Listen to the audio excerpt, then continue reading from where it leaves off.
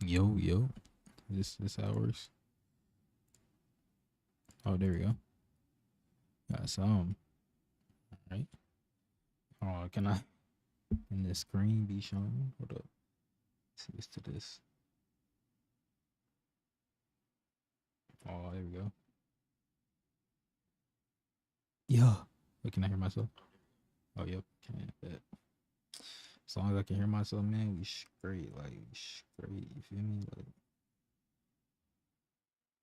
I close like the video just in chat. There we go.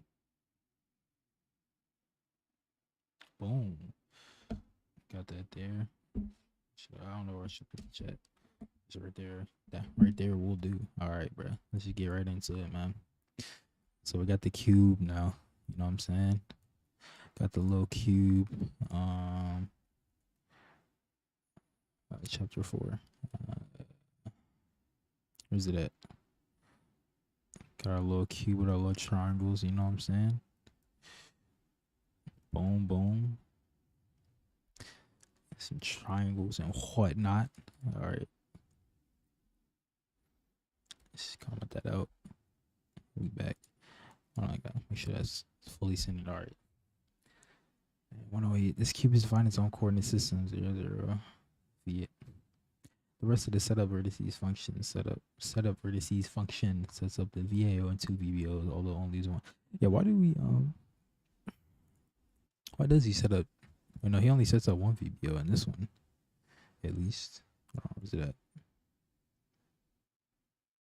Setup vertices. Yeah, it only sets up one VBO. Hold on, where do we generate the VBO? Look, oh, gen buffers. Oh, no, never mind. Oh, that's what he means by sets up, just generates. Sets up the VBO and 2 VBOs and loads up the key vertices into the 0th VBO buffer. Note that the init function performs tasks that only need to be done once. Reading in shader code. Oh, my thing closed, man. My stuff closed, man.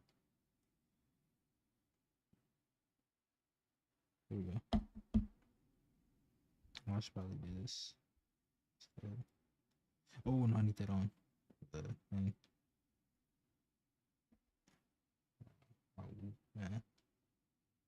Hold on, give me 1 second. Turn on my Bluetooth on accident. Alright, we back. Alright. Alright, boom. Now where's that?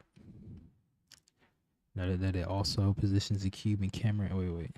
Loading cube vertices into the VBO by calling setup vertices. And it for tasks only need to be done once. Also position. We will animate the cube and also see how to move the camera around, which point we may need to remove this hard-coded positioning. It's about this hard-coded positioning. You know what it means? Or is he talking about this hard-coded positioning? Oh no, yeah, he's talking about this. Okay, bet. The display function repeatedly is a frame rate. Clear the depth buffer so that hidden surface removal occurs properly. Not clearing depth. Remove look clean black screen. By default, depth values in OpenGL range from 0.0 to 1.0. And that word is done by calling GL clear DGL depth buffer bit. It shows the depth of the default value, usually 1. Yeah, that's happening here. Next, display enables the shaders by calling GLU's program. Installing the GLSO code on the GPU. Recall this doesn't run the shader program, but it does enable subsequent OpenGL calls to determine the shader's vertex attribute in uniform locations. The display function next gets the uniform variable locations. Builds a perspective, builds a perspective. So this is the FOV aspect ratio, which is just the height and width divided by the height divided by width of the monitor. Or it's width divided by, I forgot, it's one of those. Or height of the window divided by the width or something like that. This is the near plane, far plane. Hold on, so if I change the far plane to like 100, won't it I don't know what units we're using, but since it'll like disappear. I'm dumb. There we go. The cube should disappear, right? Yep. So I don't really know what units we're using, but the coordinates are like too far. So if I do, out of curiosity, if I hit one of these and I hit one of these, where's the cube at again? Where's the cube? The cube is in negative y, so z is up. So if I change, hold on, wait, no, that's the So the camera position is in 0, 0. Cube is, so if I change this to like what it would be, what would it be? Can't go back. Am I tripping? I'm pressing the wrong button. Wrong button again. I saw I can use Emacs. It'd be like this. It should be like what, 3.0? It should be like halfway covered, right? Nope, I'm tweaking. I don't know how this works. 4.0? Nope, you can still see it. It's only whatchamacallit, like 4 ahead. If I change to 8. What's the number I'm trying to get to? So I'm trying to figure out. So it's like there it is. It's like kind of halfway cut off a little bit. So it's about 8. So if I do like 10, it should be like half cut. Oh no, it's fully cut. So that's too far. 9. What does that do? You just see the back face now. What if I do like, okay, 8.5. There you go. You kind of see it cut a little bit. Kind of shit cut a little bit. Anyway, so it changes back to 0.1. Bang. All right, we back. Somewhere, where's that? From the display function next gets the uniform variable locations, builds a perspective, view, and model matrices. Perspective, view, and model matrix. So view is for camera space. Model is for the. Whoa! I just go.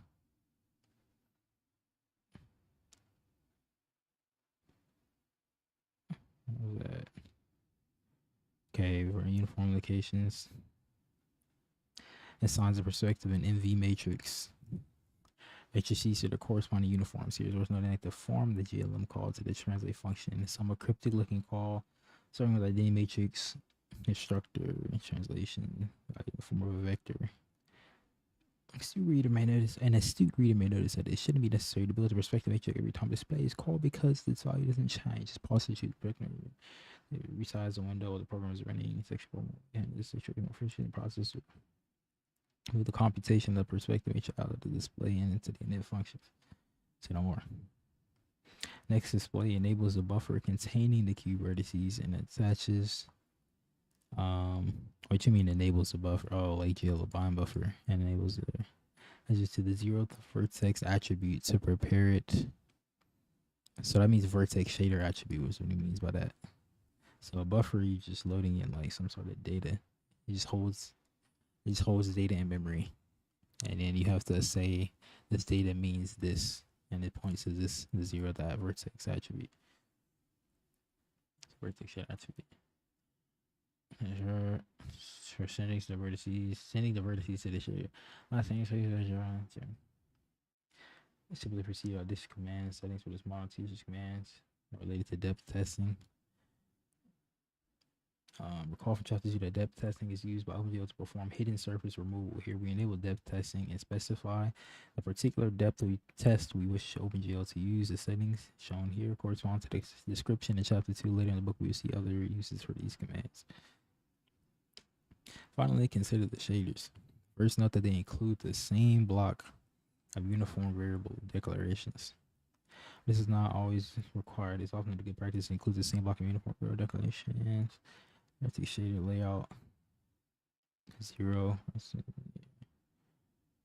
Sure. Wait. Note in the presence of the layout qualifier on the incoming vertex. Note also in the vertex shader the presence of the layout qualifier on the incoming vertex attribute position.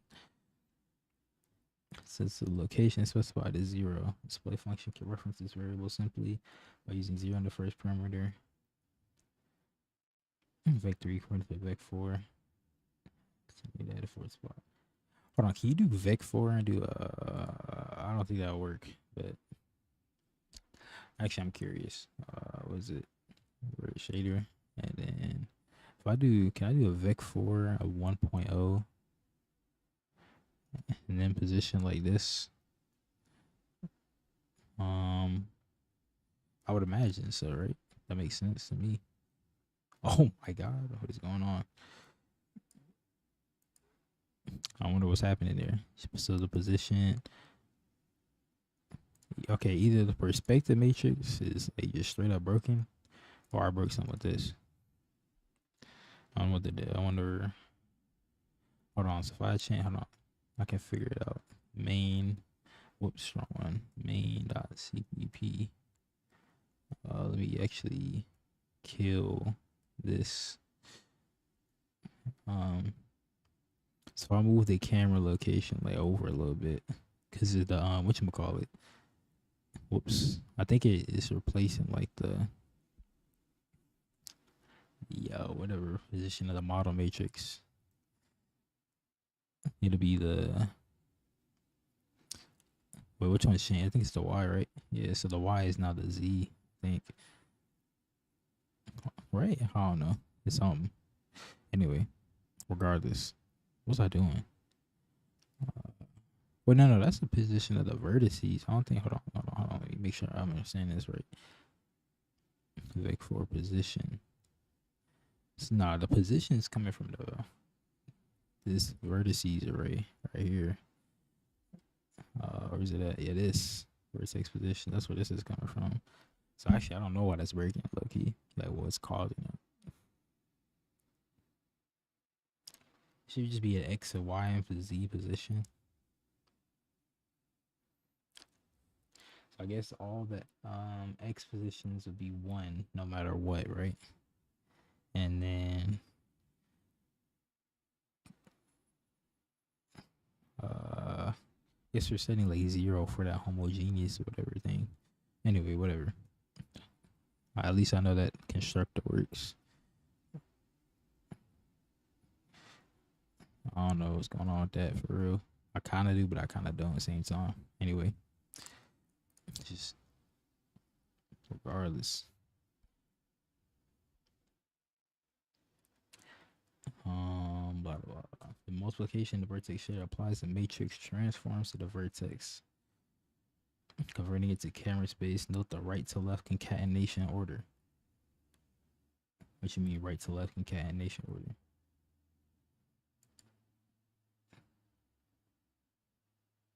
Note the rights in the vertex shape.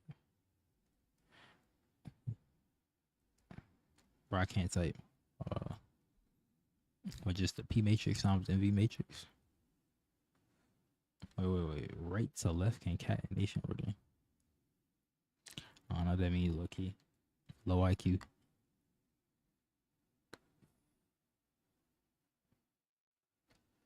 Camera space. Anyway, those values are put in the built-in OpenGL output variable GL position and proceed through the pipeline and are interpolated by the rasterizer. The interpolated pixel locations referred to as fragments are the instance of the fragment shader. Recall that the primary purpose of the fragment shader is to set the color of an outputted pixel in a manner similar to the vertex shader. Fragment shader processes pixels one by one with a separate invocation for each pixel. In this case, it outputs a hard-coded value corresponding to red. JK is green for me. Haha. Often these call place in there.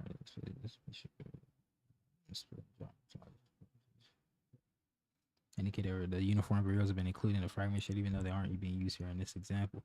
An overview of the flow today starting with the C++ OpenGL application passing the pipeline shown for the 0.5. OpenGL application uniforms to vertex and fragment vertices into a vertex attribute vertex shader, interpolated in the rasterizer. The fragments are then, which are the pixels, are then sent to the fragment shader, which outputs the colors. So it's like make a slight modification to changes. In particular, we will assign a color to each vertex according to its location, and put that color in the outgoing vertex attribute varying color. The fragment shader is similarly revised to accept the incoming color interpolated by the rasterizer and use that to set the color of the output pixel. Note that the code, okay, so a color to each vertex according to its location. So it'll be from the vertex shader to that fragment shader. Note that the code also multiplies the location by 1/2 and then adds a 1/2 to convert the range values from -1 by it. Well, multiplies by 1/2, then adds a 1/2 to change it from -1. So if it was -1 divided by 2 is 0.5 plus 0.5 is 0. And then 1 divided by 2 is 0.5 plus 0.5 is 1. That's a cool little mathematical trick. Note also the use of the common convention of assigning variable names that include the word varying to programmer defined interpolated vertex attributes. So that's just a convention. The changes in each shader are highlighted and the resulting output is as follows. Okay, so it's gonna be out vec4 varying color. So we're sending that to the fragment shader. So geo position is just the position from the vertices, like vertex positions array, and then varying color is gonna be equal to vec4 position. Why is it? Oh yeah, because RGBA. Yeah, so position 1.0 times 0.5 to plus vec4 0.5, 0.5, 0.5, 0.5. There's no, hold on, you can just do this, vec4 0.5. Out of curiosity, that don't work. Now it compiles, but does it work? I mean, it will compile regardless, but like there's no output errors, I guess.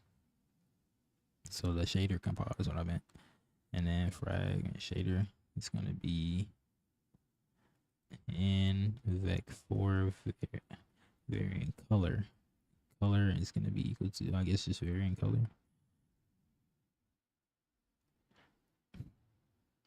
Oh, that's clean. It's nice and clean, man. Now I just gotta go to main and then turn this off. Oh yeah, swag right there.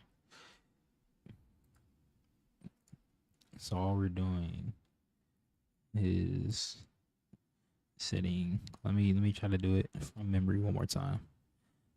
So we're just doing out vec4 varying color. So we're setting this variable be passed to the fragment shader, and the varying color is going to be equal to vec4 of position. So the RGBA value is going to be based on the position of the vertex. So some are going to be like red and all that.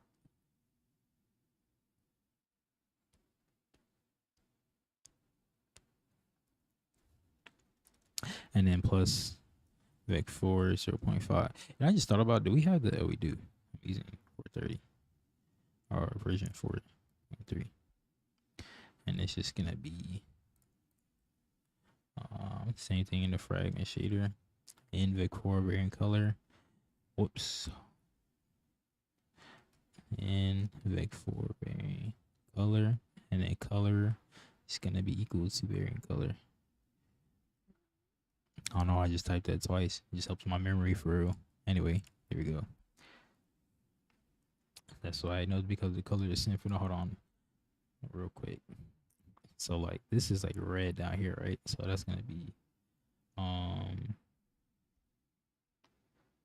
it's gonna be whatchamacallit. So it's gonna be 1, -1, which will be 0. And then 1 again, right? Am I tripping? Wait, 1, 1, 1, 0, 1. Because it's in 3D.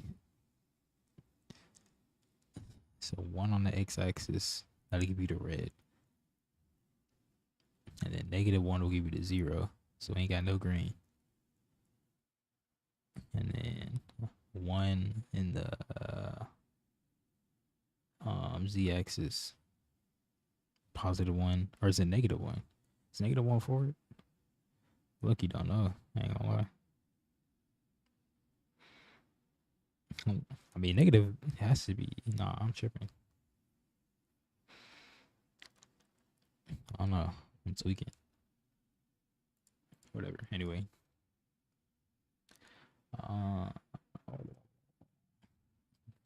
Other because the colors are sent out from the vertex shading and vertex attribute and color 2 are interpolated by the rasterizer. The effect of this can be seen in figure 4.6, where the colors from the corner to corner are clearly interpolated smoothly throughout the cube. But that also the out variable varying color in the vertex vertex shader is also the in variable in the fragment shader. These two shaders know which variable from the vertex shader feeds which variable in the fragment shader because they have the same variant color, same name variant color in both shaders. Since our main includes a render loop, we can animate our cube as we did in program 2.6 by building the model matrix using variant translation and rotation based on the time. For example, the code and display function in program 4.1. Is program 4.1? Could be modified as, oh, no, that was the past. This is 4.1. So go to display. Oh, I'm tripping. Main dot, oh my god, I keep doing that. Main dot cpp. Looking for, I'm in display. So clear the color buffer bit. I was already doing that. I already knew that from the bias. So tmat. Hold on. Wait a minute. T as in translation? Okay, I thought I meant time at first. I was like, oh. So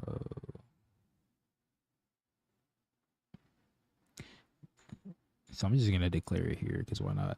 I don't feel like going up there and changing or adding it for real. Wait, do I already have it? No, we ain't got it. Oh, I got it. I swear I know how to use this software, bro. All right, there we go. Tmat equals glm translate.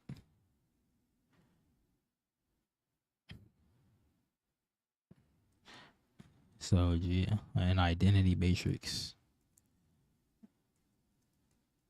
and then we do vec3 sine. Holy Christ of mathematics. GLF sine of 0.35 by current time. So that just makes it slow down by whatever. Times 2.0 f cosine of 0.52 f. Hold on, let me do it like this. It'll look a little cleaner. Cosine of 0.52 f. Is there f here? There is. Times current time times 2.0, and then sine of 0.7 f times current time times 2.0 f.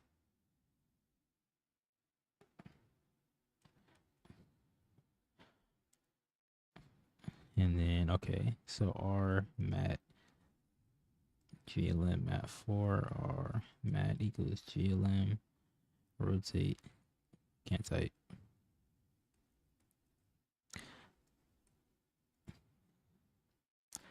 1.75 f times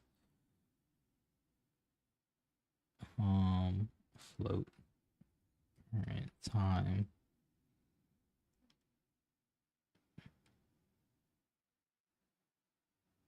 hold on, GLM rotate, it's the angle and then the axis, right? Yeah, I think it is. So this will be the angle that we're rotating it by. So it's gonna change as time goes on or whatever. And then the axis will be GLM vec3. Wait a minute. Oh no, it should be GLM Vec 3 up here. I was like, I only got 3 what did you call it?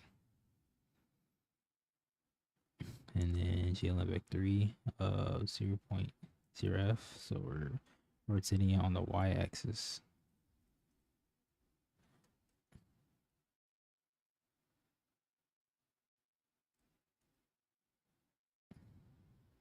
Okay, I'd rather have this up here.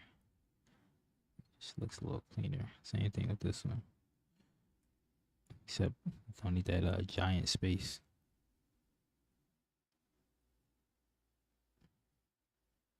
There's gotta be a fast way to do this for real. Guess that'll do it. Anyway. So rotating it by 1.5f times the current time. I'm assuming that's radians on the y-axis. So it's gonna be spinning like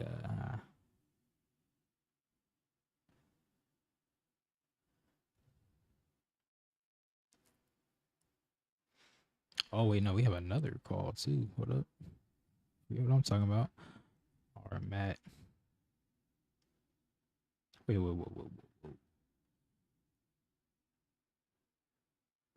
We're doing all the angles separately. Matt equals. Wonder why that is.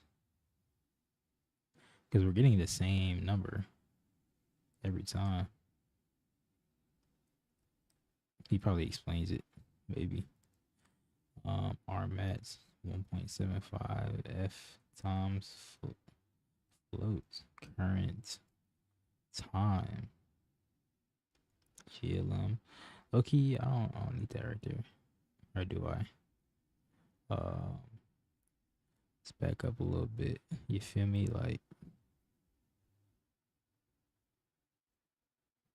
just gotta do like this old-fashioned way.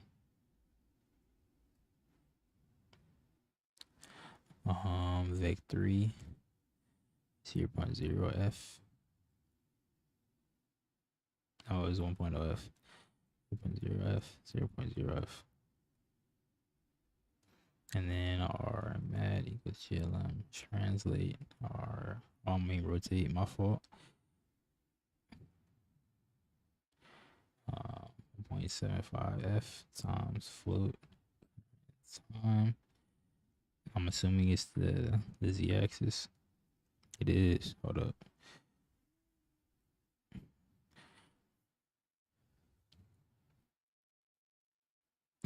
Now, wait. So now the model matrix is not just this anymore. So it's no longer depending on the cube location.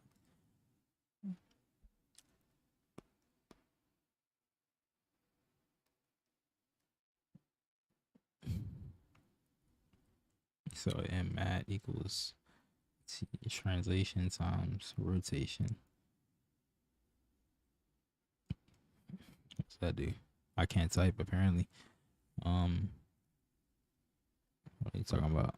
Is that the only problem? What else we got, bro? Oh, RMAT. Whoops. No.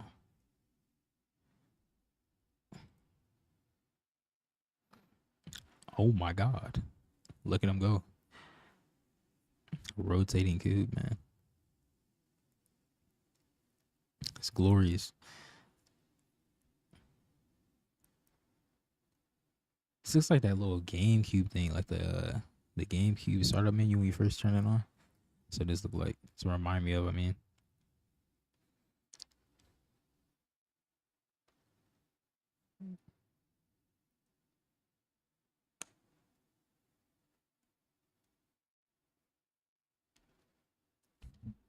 it's kind of cool. All right, so that's a lot. My biggest question is the translation makes sense.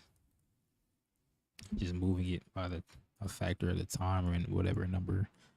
The exact math why these numbers are chosen, I guess, is for whatever type of effect. But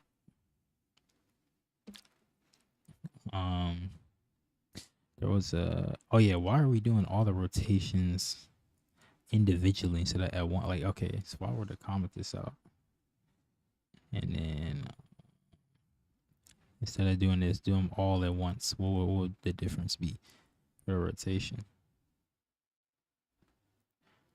Because it's all the same values. Like, it still works. Actually, no, it doesn't. It looks a little different, a little bit different. The rotation is less like spontaneous.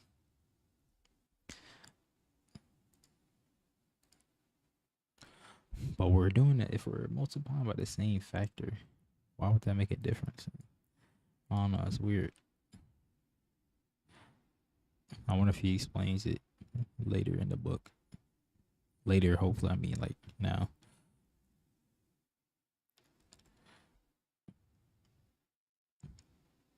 Yeah, it definitely looks way different when you do it individually. So I wonder why that is.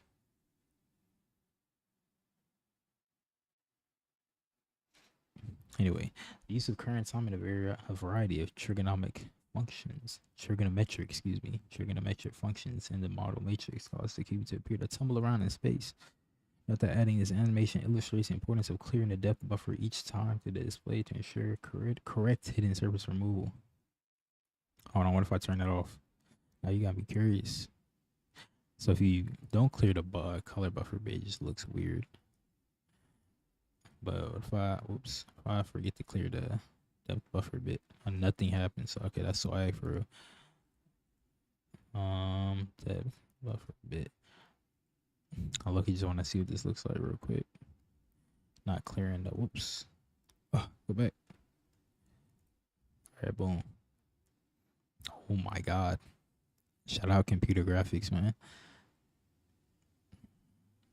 Downloading software update. That's crazy. You know, this is what we program for right here. No cap.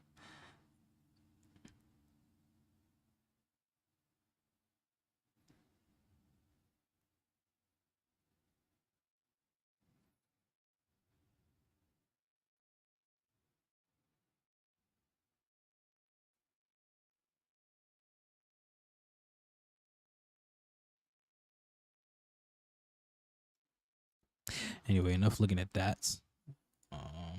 GL color buffer bit. Whoops. Low key, it looked like he was doing this still for like a second. Like, I don't know, it was throwing me off a little bit.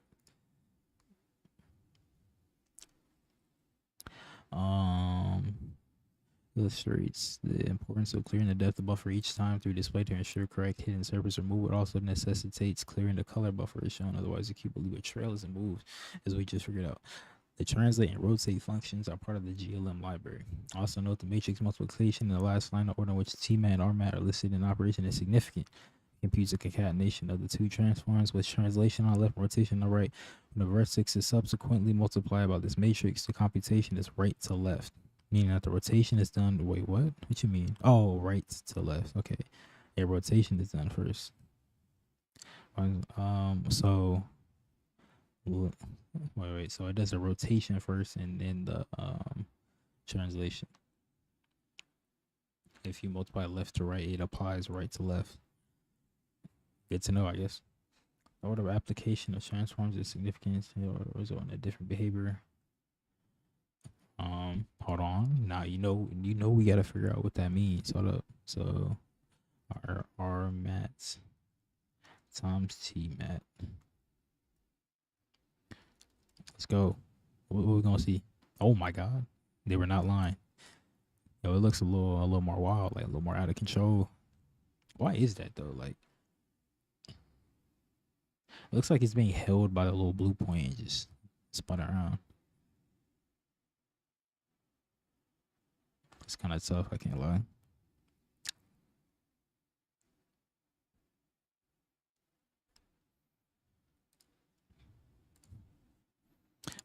So back to T mat times R mat. So the rotation is applied first.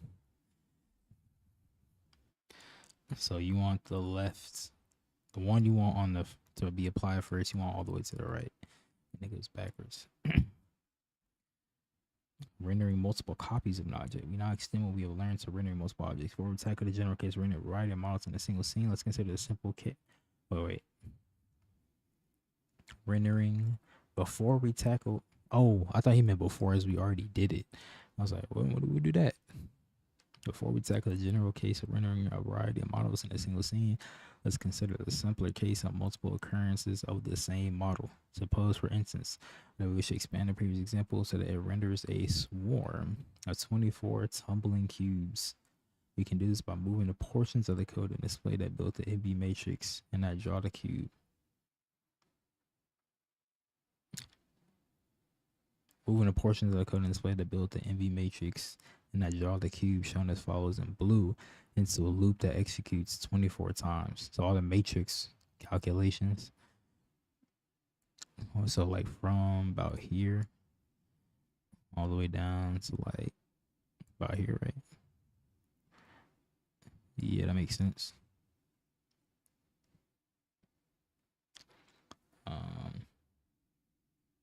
Oh no, down to the draw call too. Oh yeah, that makes sense because you also gotta set the uniform variables and everything over and over again for each. Makes sense.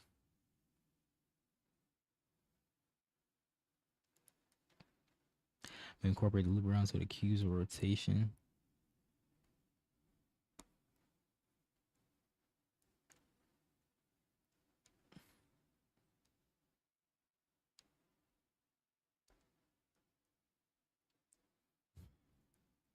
We incorporate the loop variable into the cube's rotation and translation so that each time the cube is drawn, a different model matrix is built. We also position the camera further down the positive z-axis so we can see all the cubes. A frame from the resulting animated scene is shown in figure 4.8. Alright.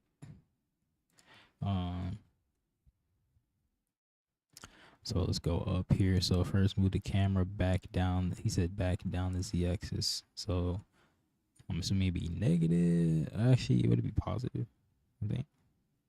I guess we gonna see. Okay. So all the way from like right here. So for int I equals 0, I is less than 24, I plus. Whoops, wrong bracket. So float TF equals current time times I. And then let's get all of this into an indentation and then just change everywhere it says something, everywhere it says current time, just change it to TF. It's probably an easier way to do this in Emacs, but I just don't know it. Lucky.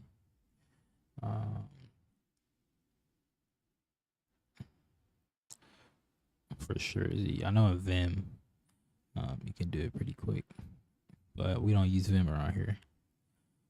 I don't think there's anywhere else I'm using current time.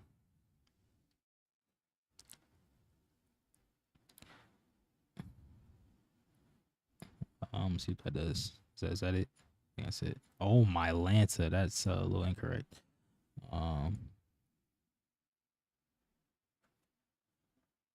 So why is it doing all that? I'm curious. I don't know. It's just going mad quick. Like it wasn't even moving this fast earlier. Like TF equals current. Oh, plus I, not times I. Okay, that's a little bit better, but it still looks incorrect. Something is terribly wrong here. So float TF equals current time. That says plus I, right? And then all I did was sine 0.35. 0.35 times TF, right? Yep, that's it. I wouldn't think though that wouldn't make any sense.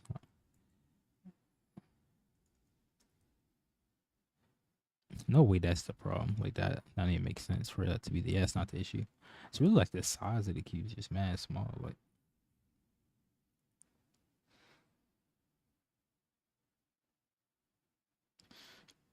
So mine don't look like that. So so what's the problem here? I also changed this, but I don't think that's the issue. The cube is just large, like they're noticeably large for some reason. Like, okay, hold on. Current time plus I equals 0. I is less than 24. I plus plus. So we just do sign. Okay, translate by an identity matrix. Vector 3. The x position is sine of 0.35 times the time factor. Oh no, oh there it is, there it is, there it is. Times 8. You changed some extra code, bro. Times 8. So they're just all super close together. That was the issue. It's not the sizing. It just looks like that. So they just need to be spaced apart on the translation. But the rotation looks fine. And now I probably need to move the camera back out. Okay, yeah, now it's working. Assuming this is the right direction. I really cannot tell any sort of difference. So what we're gonna do is get a little dramatic. That did absolutely nothing. Am I tripping? Oh, that's the cube location. So I am tripping. So yeah, we want this to be like, probably let's double it. Go all the way out for real. Okay, not close enough. Or not far enough. I mean, there we go. Now we're in there, bro. Now we really working, bro. Now we really saucing.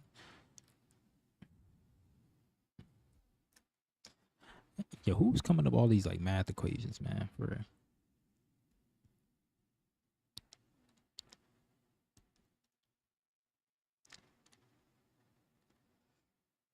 So we're just using sine. So it's just making it oscillate back and forth based on the current time. The current time is going to be increasing. So for oscillation, we use those trigonomic functions. We just do a 1 per axis. That's just making it do a little looping effect. Actually, we do 1 cosine somewhere. I wonder if I change this to sine, what's going to happen? That's the y-axis, right? So what's it going to look like?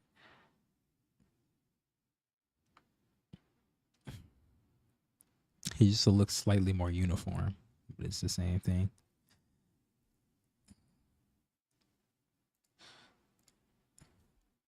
Yeah, but it's pretty much the same.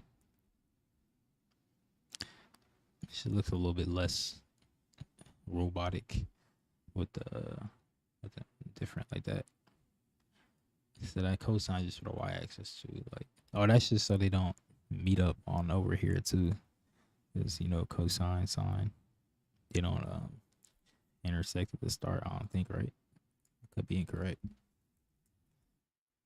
Yeah, oh yeah, here it is. Yep. Like intersect for this picture to open. Swag. Anyway, back to it though. And that's that. Instancing provides a mechanism for telling the graphics card to render multiple copies of an object using only a single C++/OpenGL call. This can result in a significant performance benefit, particularly when there are thousands or millions of copies of the object being drawn, such as when rendering many flowers in a field or many zombies in an army. Okay. Instancing. We start by changing the GeoJar arrays call in our C++ OpenGL application and a GeoJar arrays instance. Do I still need the loop though?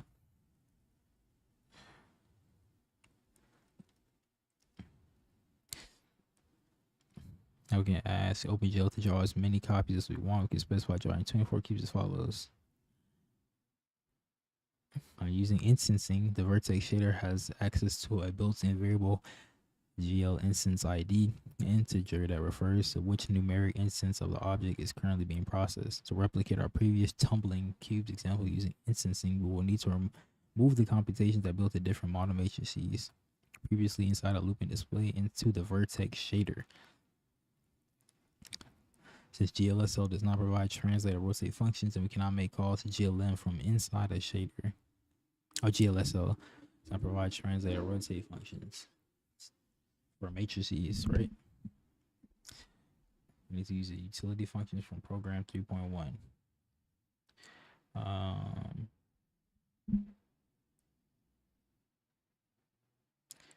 We would also need to pass the time factor from the C++ OpenGL application to the vertex shader in a uniform. We need to. We also need to pass the view matrix in its own uniform variable because the rotation computations have been moved to the vertex shader. The view matrix. Hold on. Why the view matrix? Because that got to do with anything. Oh, just for the. Oh yeah, because that makes sense. Just to build the model view matrix.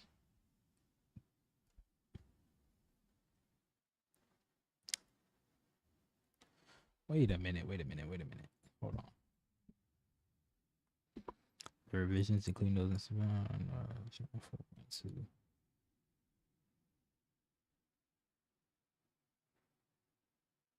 Wait just a darn second.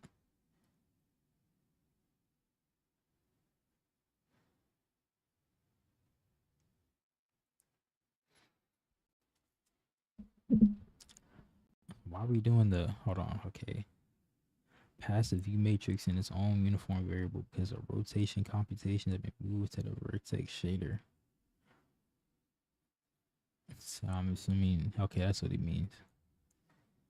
Just to build the model view matrix. So where is the model matrix in here though? That's my question. Math for local. Oh, it's right here. Yeah. Did you build it inside? Say no more. Okay. Low-key, I don't have the program 3.1. Like, my lucky forgot where that was. I ain't gonna lie to you, like all this math and whatnot.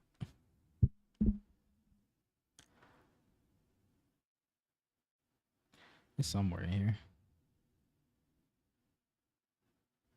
Oh yeah, it's all right here. So what I'm gonna do is hit a little copy and paste. Yeah, we're gonna gonna put that at the bottom here. So that's the rotate X. Yeah, I'm just gonna steal that real quick. I can't whatchamacallit. Come on, man. Text selection. There we go. So I'm just put them in order. Like, just keep it simple for real. Honestly, the spacing don't really matter for real as long as it works. You know what I'm saying? I would say X.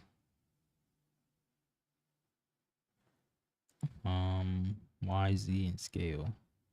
Oops, wrong button. A little space in between it, you know what I'm saying? Like,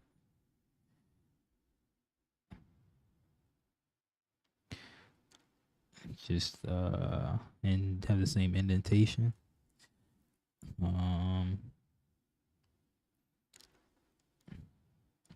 Does this compile?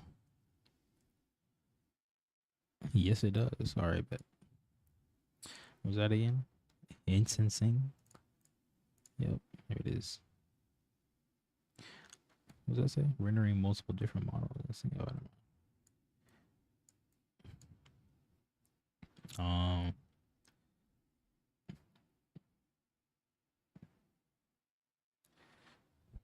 Damn, I've been streaming for an hour. I didn't even realize for real. What was I doing though? Oh yeah, instancing. So yeah, I need this. So okay, so we need a now instead of for the model view matrix, we need the view matrix in here. And the view matrix translates the vertices or whatever to camera space. So in relation to wherever we're looking. Perspective matrix adds a little 3D curve or whatever. And the uniform float time factor. So it's gonna be current time plus I.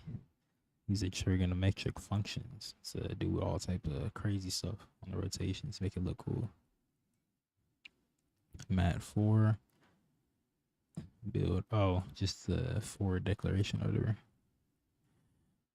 Mat 4 build. I can't type.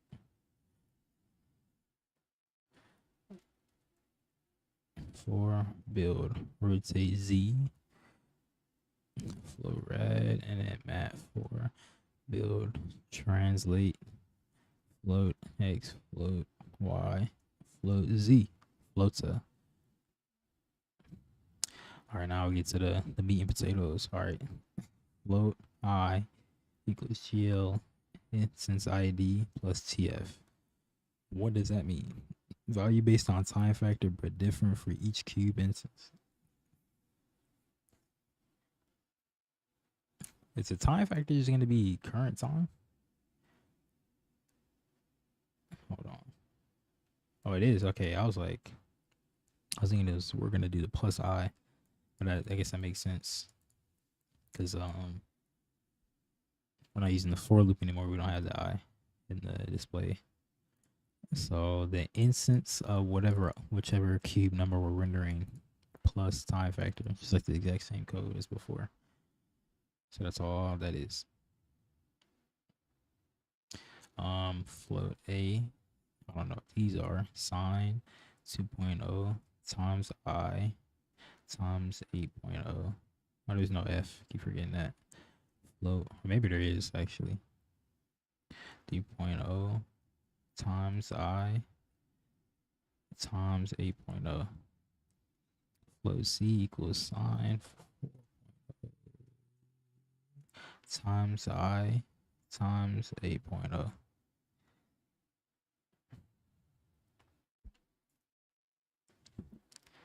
These are the X, Y, and Z components for the translation. Oh, I guess reading is fundamental, ain't it? So I wonder what those were.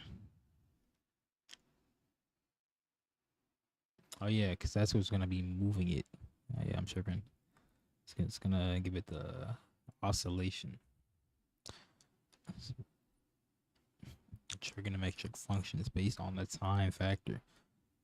Holy word salad. Anyway, local rotation X equals build rotate X 1000 times I.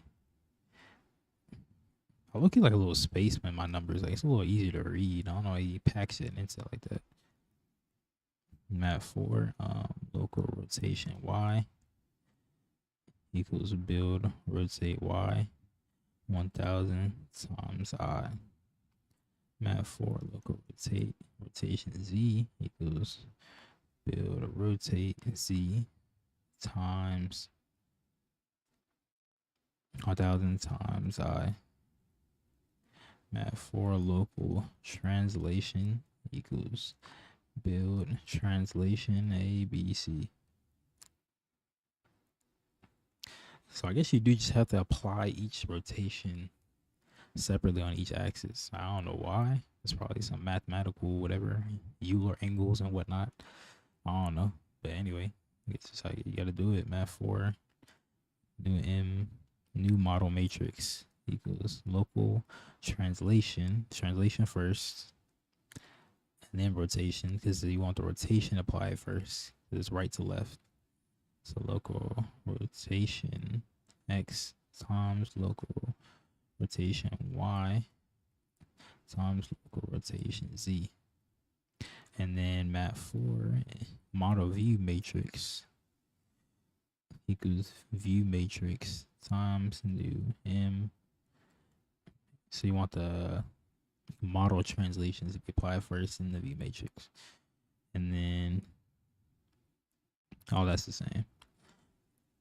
So these are positions from the little array or whatever, and set up vertices. All right.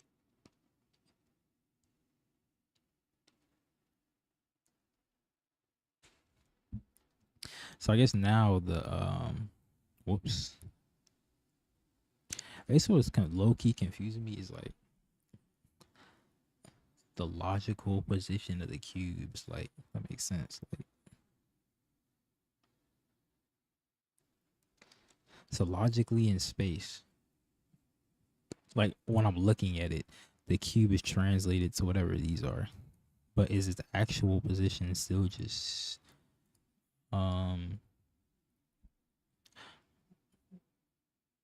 like it's like actual data position or whatever? That makes any sense. So the model matrix our cube. Before we were just doing like some hard coded cube locations. But now, so its logical position is actually changing, not just what we're seeing. Okay, we don't need this anymore, right? Model matrix. Whoops. Can't type, bro. So I don't need that anymore, right?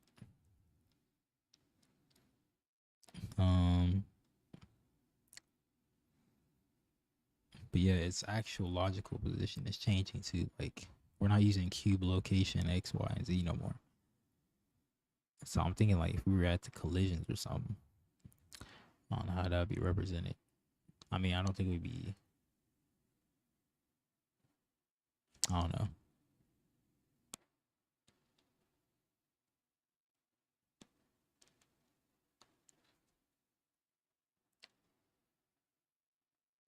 So the location of the cube is gonna be like that sine times time factor thing. I guess really, so I just can't access the actual location of the cube from the C++ code anymore. Like I just gotta kind of just know where it is for real. I not know where it is, but you know what I mean. I just know there's nothing I can print out that should tell me like the location of where it is, because we're doing everything in the shader code, the translations set in C++.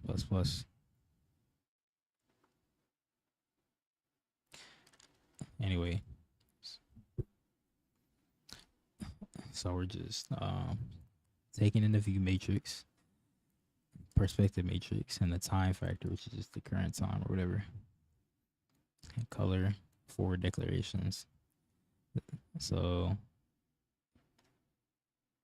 it's going to be the instance of the cube. So the whichever number cube we're drawing times the time factor. It's going to be I, the translations, the rotations, and then in model matrix, it's going to be all those rotations and translations, the dot product or whatever. And new model view matrix is that.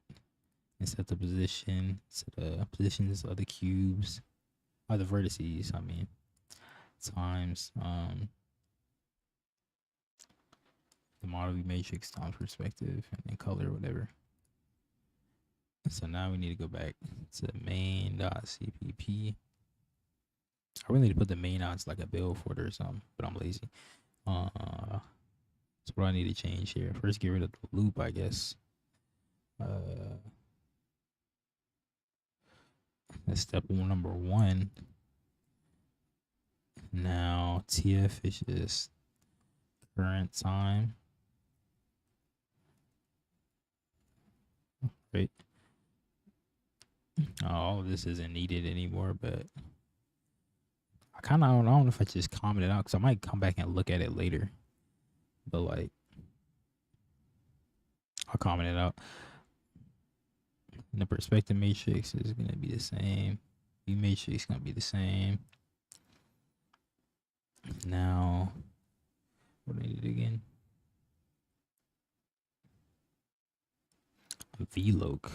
AI. Hey, we never added that. VLOC. Oh yeah, and then TF look. I was about to say we need one more somewhere. So then now VLOC equals GL get uniform location rendering program V matrix. Actually, high key, I don't even need this one anymore. I'm gonna just comment it out. I don't like deleting it because I might come back and look. You never know. Because we're doing a lot of alterations in this code. Anyway. And CF look is going to be equal to GL get uniform location program TF Just like that. Just like that, man. And float TF is gonna be the current time.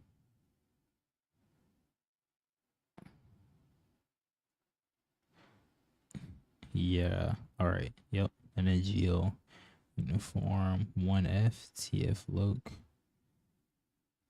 float. Why are we casting it to a float again? Because already I don't know. I don't know what that is about. Maybe because it deuces as I forgot what it's called. Something about it being a double. Anyway. So am I missing anything? P loc, V loc, TF loc. Sending in the time factor, we're sending in the view matrix.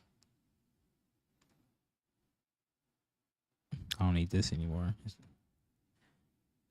So we know, whoops, we don't have an MV.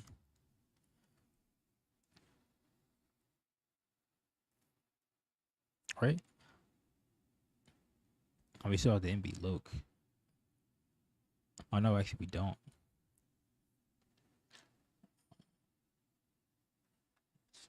And then perspective look, whatever. Gel, bind buffer, blah blah blah. Yeah, sick game. Well, let's see what it does, man. And I can't see anything. That's what's up. All right, what's the issue here?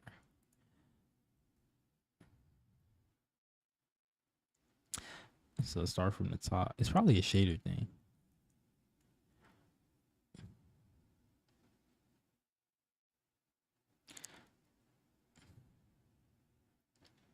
What am I missing here? View matrix. I'm passing in that. Hold on, let's see if we're passing in everything. Like, okay, all the comments do make it kind. You know what? I'm gonna delete the comments. They kind of do make it a little bit hard to like see where I'm at for real. All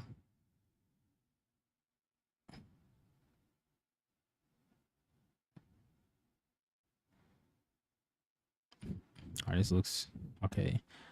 So perspective. Oh yeah, get this out of here. Perspective location, view matrix location, time factor location.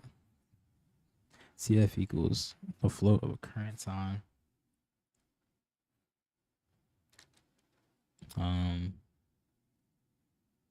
Yeah. GL uniform 1F TF loc. That's what I said. Right? Yeah, 1F float of TF. So we set that. Build the perspective matrix. That's all the same. What's wrong button? Yeah, aspect ratios width divided by height. Yeah, I was wondering what that was earlier, and then the whole time it was right above. I'm tweaking. Anyway, view matrix is translate.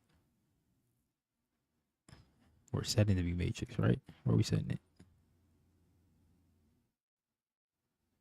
Oh no, we're not setting the view matrix. That's probably it. GL uniform matrix for V loc 1 GL GL.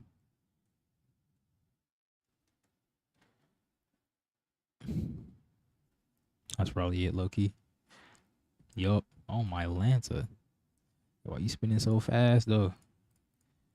Why is it spinning faster? That's a good question. I ain't gonna lie. So yeah, so we just weren't setting the view matrix, which changes the vertex positions to camera space. So where the vertexes would be for the C's would be in relation to the camera, like where we're looking. Anyway, just gotta keep repeating that. Helps the memory for real. Yeah, why are you spinning so fast though? What if I do something like this? It's just the rotations are mad quick. That's really it. I think, right? The whatchamacallit. Oh no, they're still moving pretty fast.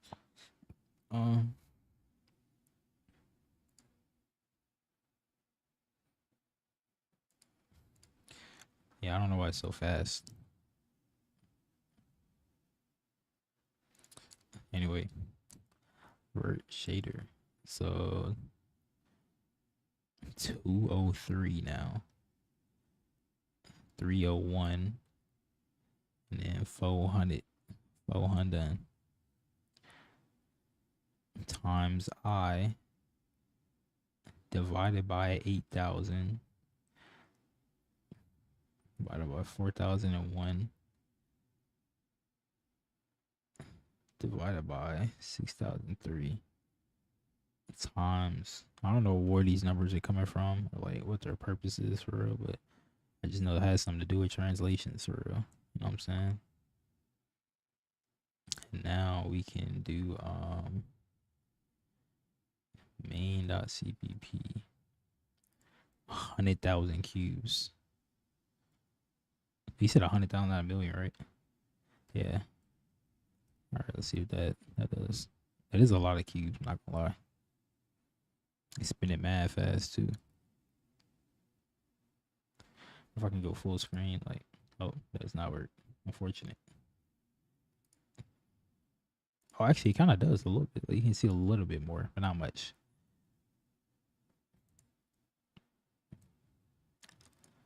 It's a lot of cubes, bro. Hold on, let me see if I can back the cam up a little bit. I go like back 1,000. What happens? Jesus Christ. That's swag. Let's get in the weeds again. Go 100. Yo, it's kind of at this point I want a moving camera so I can like move around and see my work, or not really my work, the book's work. But you know what I'm saying? Yo, Loki, his looks slightly different than mine. I don't know what it is. Like his colors are less warm. Got cooler colors. Anyway, that's swag for real. To render more than one model in a single scene, a simple approach is to use a separate buffer for each model. Each model will need its own separate, separate buffer. It's actually separate vertex buffer for each model. Each model will need its own model matrix. And thus, a new model matrix will be generated for each model that we render. Okay.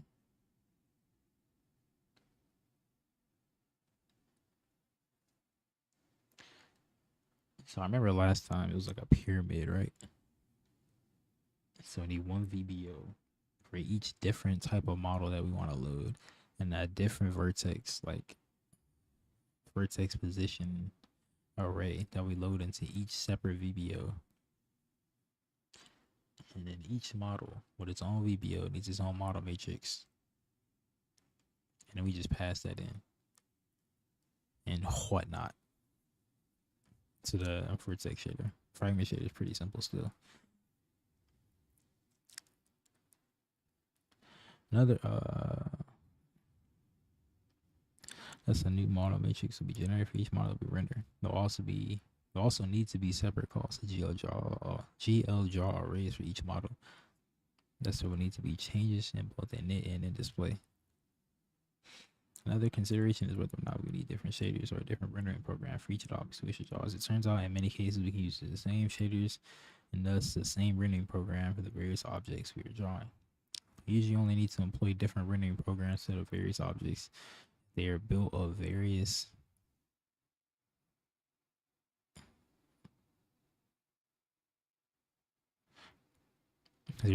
different primitives such as lines instead of triangles.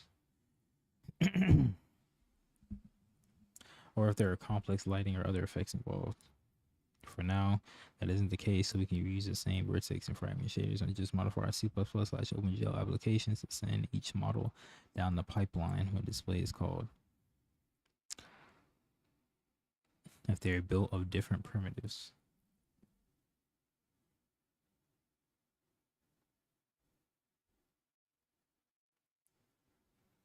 It's got an Uber notification, that's why for.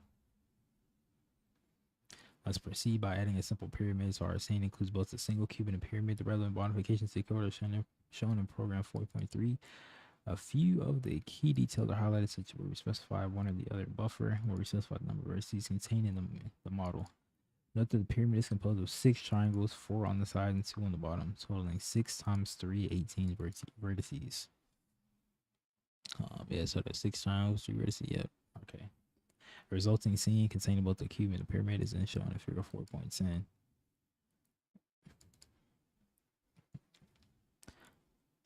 Set up vertices, float cube positions, 108. Pyramid positions. Oh, now he's commenting the faces. He didn't do that last time. I have to do that myself manually. Anyway, I'm not complaining though. We won't complain around here. Float pyramid positions equals 54, excuse me. 50. Yeah, I cannot type 54 equals. So the front face negative 1.0. 1.0. Yo, I cannot see that. That's not a negative, I don't think. So the front face is at the bottom left vertex, I think. This first one, negative 1.0 on the X, negative 1.0 on the Y, and then 1.0 on the Z. That's the bottom left. And then it'll be 1.0, negative 1.0, 1.0. Yeah, that's correct. And then 0.0 on the X, 1.0, 0.0 F on the Z. Front. So this is the right face. Okay, so all the X's are going to be 1.0, right? So X 1.0, then negative 1.0, 1.0. I like typing this manually just to like visualize it for real. You know what I'm saying? So I can like kind of get used to it. This helped me the last time I went through this, but I really only got to chapter like 4. I'm not really in the same spot last time as I was last time. Hopefully I'm gonna stick to it. I'm already 80 some pages deep, and I kind of just started, even though I already went through most of it already. It's actually not that long of a book. Like it's long, but like not only is it like there's not that much content on each page, and it's not. I'm not gonna say it's not difficult, but it's fairly intuitive. I need some water real quick. Hold up.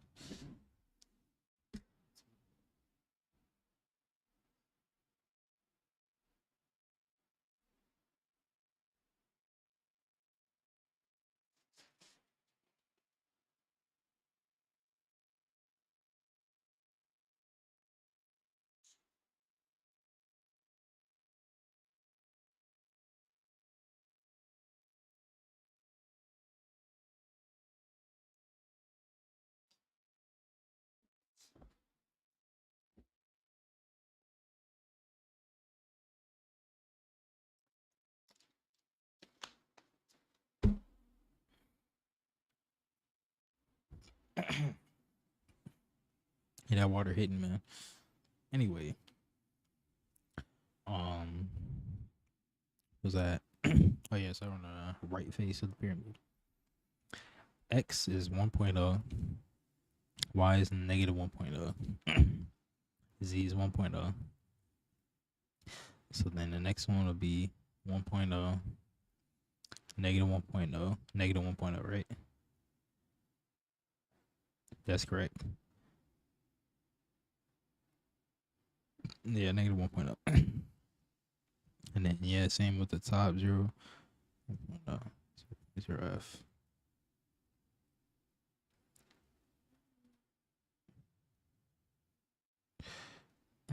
I can type, bro, I swear. All right. So 0, 1, 0. So when it's going to be the back, yeah, back face. Okay. So that's going to be 1.0, negative 1.0, negative 1.0. That's correct. Okay, bet. And then negative 1.0. Whoa. We're doing I'm gonna trust him on this one. I think he messed up the order. I think the order matters, like whether it's clockwise or counterclockwise. When you do like jail coal faces or something like that. Anyway, I'm gonna trust him though.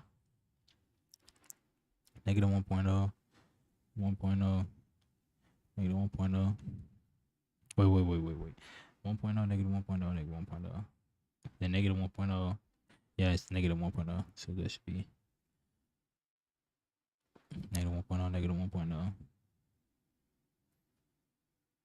and then yeah, 0.0f, 1.0f, 0.0f, back. This will be the left. So it's negative 1.0f. If we're following the same pattern, it'll be negative 1.0f and then negative 1.0f. Yeah, that's correct. I bet. Then negative 1.0f.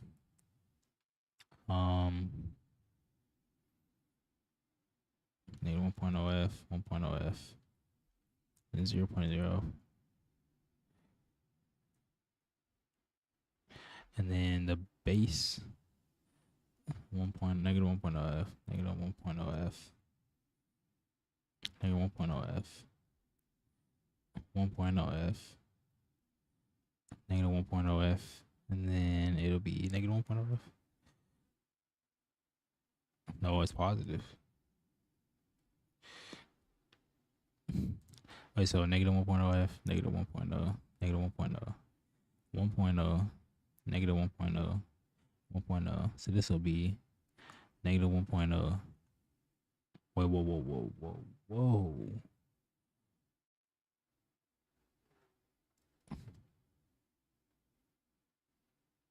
Oh, no, never mind. I'm tripping. That's correct.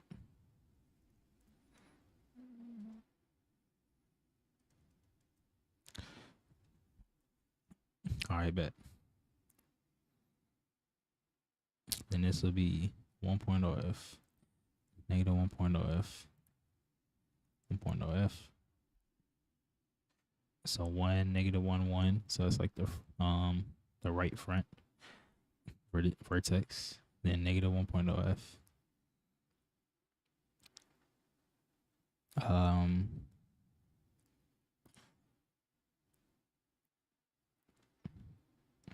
This would be negative 1.0f, negative 1.0f, negative 1.0f, right?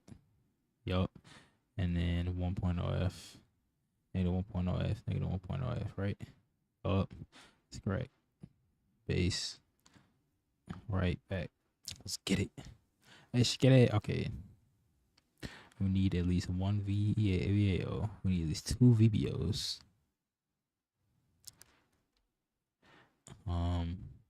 I don't want to zoom out any further. So the first one is the vertex positions of the cube. So oh my god, doing that. So we'll just rename this real quick. Do some Emacs. So this will be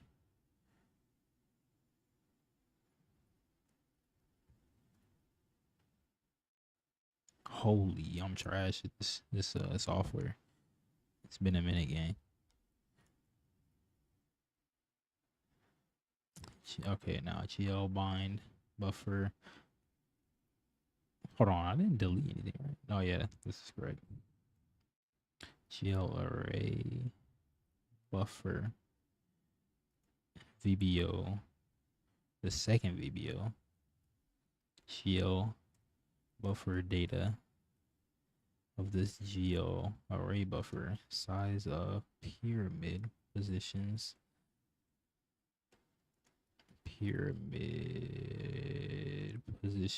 GL static draw. So the depth, blah blah blah. Whoa, here we go. All right. So now we don't change our setup vertices the same. So now display. So now on display we still have the same view matrix. So I'm assuming we need yeah, we do. Okay. We need a where's it at?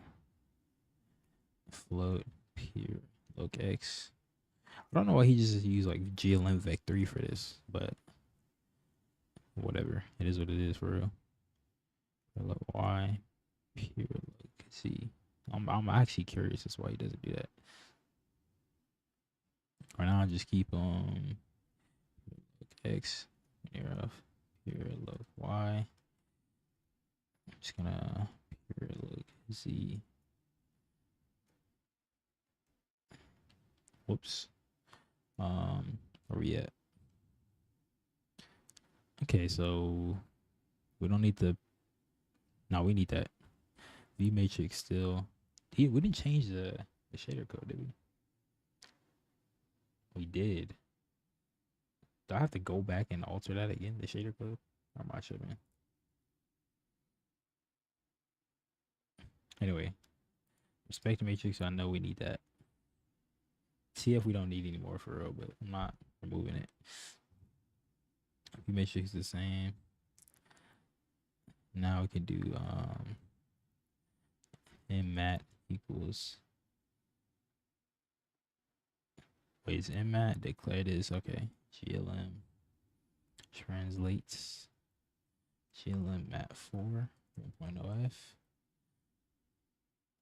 Wow, I was like, why is it not purple? Forgot to call a colon. GLM vec3 cube log x cube log y cube log z, just like that. And then mv mat equals v mat, yep, times mmat. V matrix first, because we want the model to be multiplied first, because it's right to left.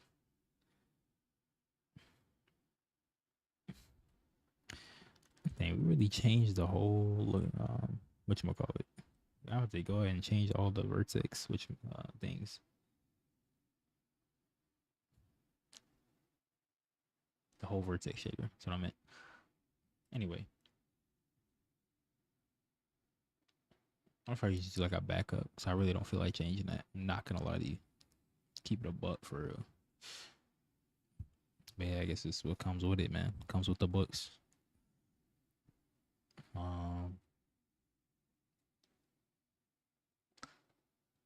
Anyway. So now this should be MV mat.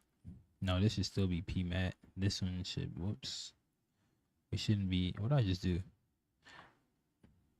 Yeah, this should be P mat. This should be, holy Christ, M mat. No, MV mat. Right? Yeah, that's correct. So enable all that, blah blah blah.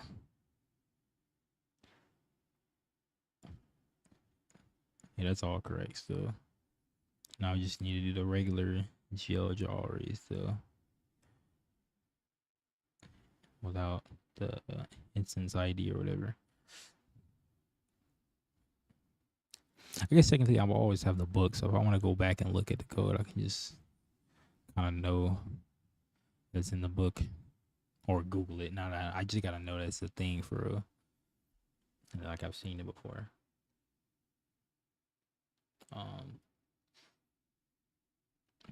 Yeah, I was thinking like if I have to go back and change the code, like I'm not gonna have it just memorized, not memorized, or have it like where I can just go back and look at it.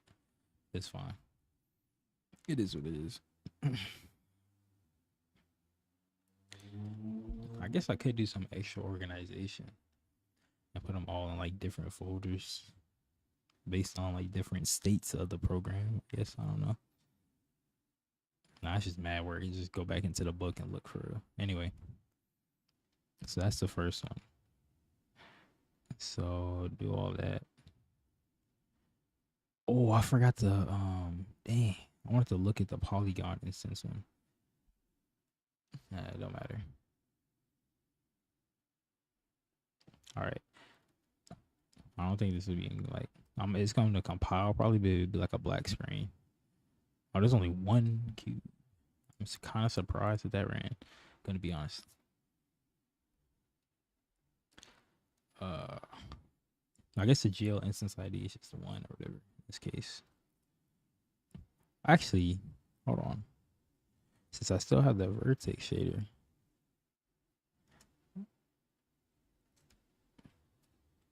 Yeah, I still have it. So I can look at it right now. What's this look like? It looks quite odd. You really can't tell the difference unless you're really close though. I'm not gonna lie. Let's go. It looks really the same. It wasn't as cool as I thought. Hold on, what other geo polygon modes do we have, bro? Geo polygon mode. Geo line, geo points. Let me try that one. What's that look like? Geo points. I don't even know what I'm looking at. I cannot lie to you. Like they're so far away, I can't really see.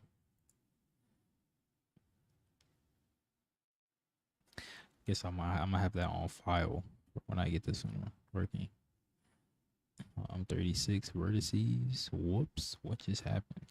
All right. Let's give that draw race instance. Now we gotta do a geo bind buffer, geo array buffer in the first VBO. Right, this look correct to me. Geo vertex attribute pointer. It's gonna be the same thing, ain't it? Actually, do I even have to set this again? I'll think about it because they're using the same type of data. Yeah, I guess I do gotta set it again. And I also gotta do the model matrix. GL, translate GL, an identity matrix. ROF by the pyramid positions.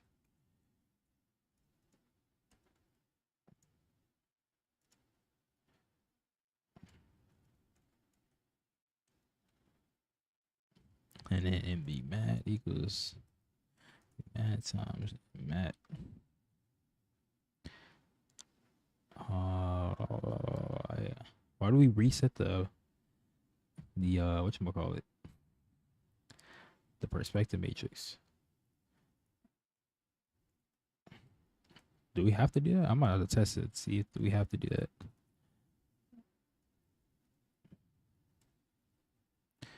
Value pointer. MB mat. About to see what happens if I don't do that. I also don't know we gotta reset this too, but hey.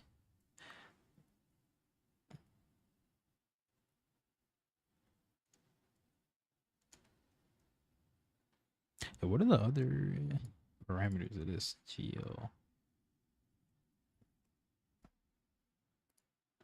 What are those? Okay, size index, so 0. Size is what's that? 1. What you mean? Oh, I'm looking at this. I don't know what that means for real. The number of components per vertex attribute. Okay, so we have 3, like X, Y, and Z positions. So that's 3. Type, it's a float, normalized, false, 0 stride, 0. What is that? Pointers, offset of the first component. Oh, so that's like an offset. Stride is like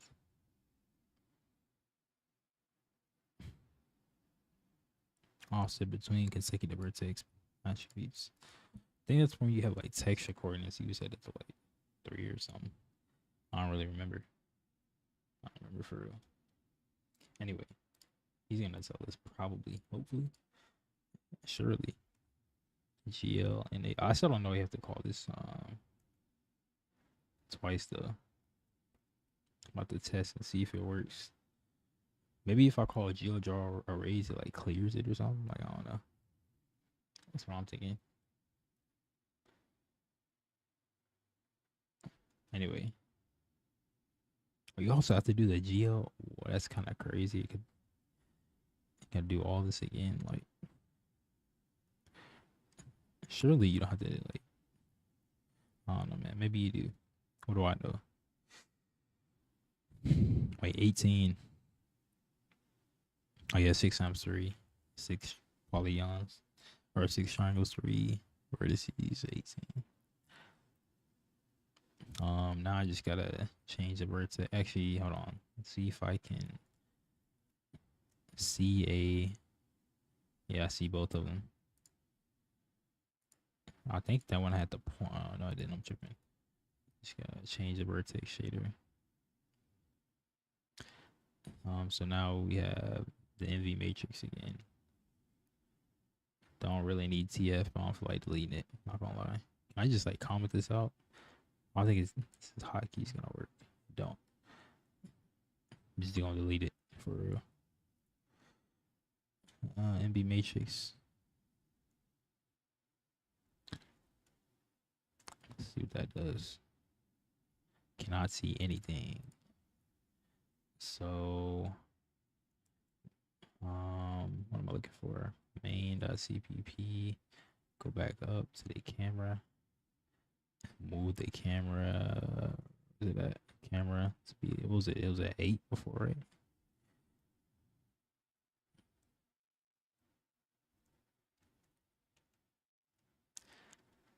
Can't really see. Oh, the Y was also like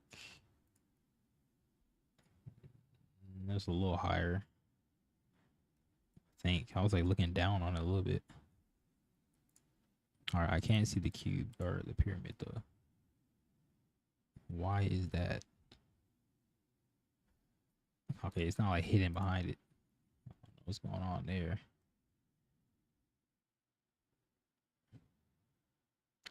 So what's going on with that?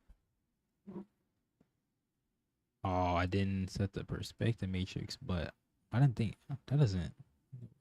That can't be the problem, right? I mean, it definitely can, but I don't think it is. Surely, nope. Oh, that's a problem, ain't it? All right, nah. So what's the issue here again?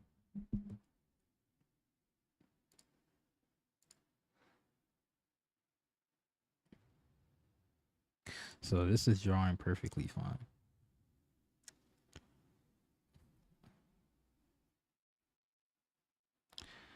So I'm loading it in, right? VBO1 pyramid positions. I'm not missing anything there. Yeah. 54. 104.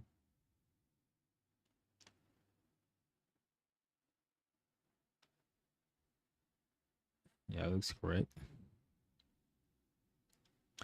The cube is drawing just fine. The view matrix is being set. I just think about it. Why? Never mind. Once again. So perspective matrix, view or model view matrix. Bind the buffer, set the attributes. Let the shader know what's in the buffer, how to interpret it, then enable it or whatever, right? Something like that. Somewhere to ballpark of that. Enable the depth test. Enable that. I don't know what that is, low-key. I guess that's how we're testing the depth. Or less than or equal. If the depth is less than or equal, that's what we're our benchmark, like how we're comparing it. I don't know. Anyway, draw the arrays. So the cube is drawing just fine. Reset the model matrix to the locations of the pyramid. XYZ location, which is 0 right now. So I should be seeing it. Pretty sure, right? I mean, you know, I don't. Maybe it's too close to the screen. I don't know. So I gotta change that. Nope, that is not the issue.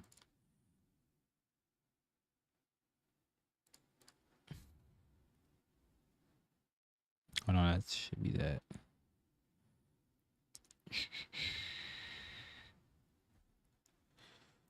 I lucky changes back to 2. Kind of like it better.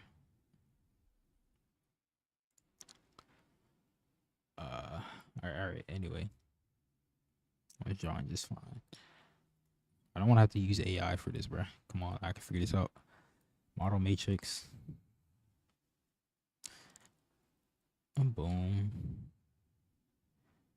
View matrix times model matrix. View matrix is set up here just with the camera locations.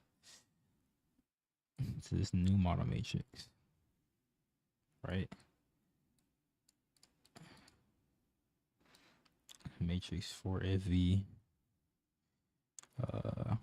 Set the model matrix location. GL false to the model V or model V matrix. Perspective location. So, okay.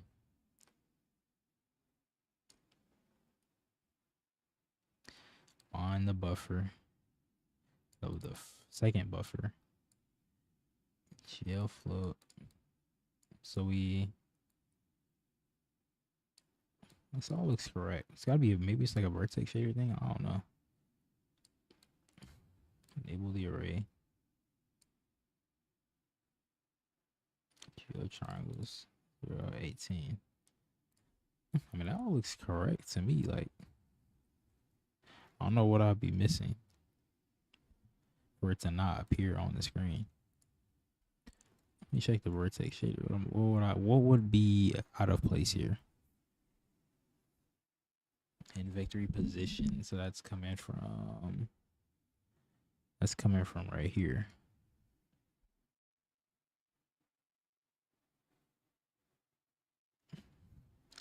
Let me redo this one more time. Okay, so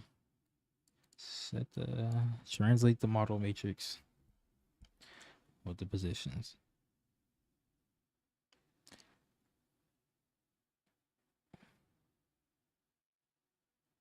Set the model view matrix after calculating it. The dot product of the view matrix and model matrix. Enable this buffer. Enable the vertex attributes. Or set the vertex attributes and then enable it. Depth test less than or equal. Draw the triangles. I got all that. So that one's working. Okay, now using buffer 1 now. Set the model matrix to the identity matrix, or the multiplying identity matrix by the position of the pyramids XYZ. Yeah, that's correct. Those are initialized, right? Yep. Here, change it back to 0. Like I don't know what's going on for real. Wait, whoa. Why did that change? Am I tweaking or did that change the position of the...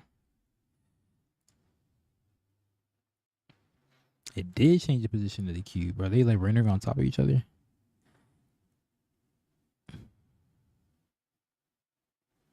They shouldn't be, right? Hold up. How is that changing the position of the cube? That's probably something's fishy there. That should not have nothing to do with the cube position. View matrix. Okay, hold on. Some ain't right there.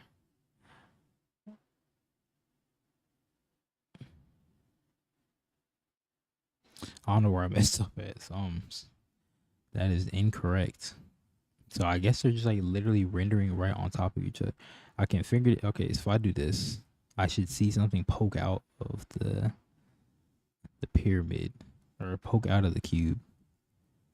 It'll be 2. If I set this to 2, that means it's rendering right. It's just poking out. Yep. Okay, they're just rendering on top of each other. All right. Somehow, some way.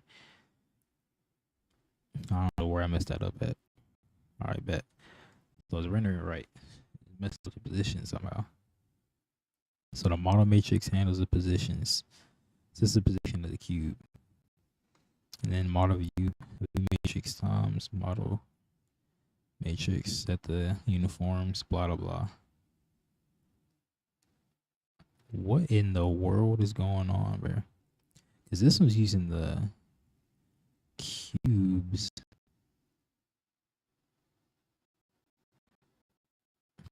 What in the world, bro? I don't know what's happening. Okay, so right up here, we're using the cubes translation. Then we draw. Then we use the pyramid translation. Then we draw. So I don't know why they're drawing on top of each other, or why the hold on, the video is pyramid positions. I don't know what is happening right now. What? Oh, let me just read this again. Cube locations. Like go line by line. I'm not trying to use AI. I might have to though. So I don't know what's happening. I try to avoid it low key. At least at home. Okay, so model. Okay, no view matrix. I'm gonna go line by line. The negative camera will blah blah blah. Model matrix. The cube positions. Model view times model. Set the model view location. Oh, what's happening?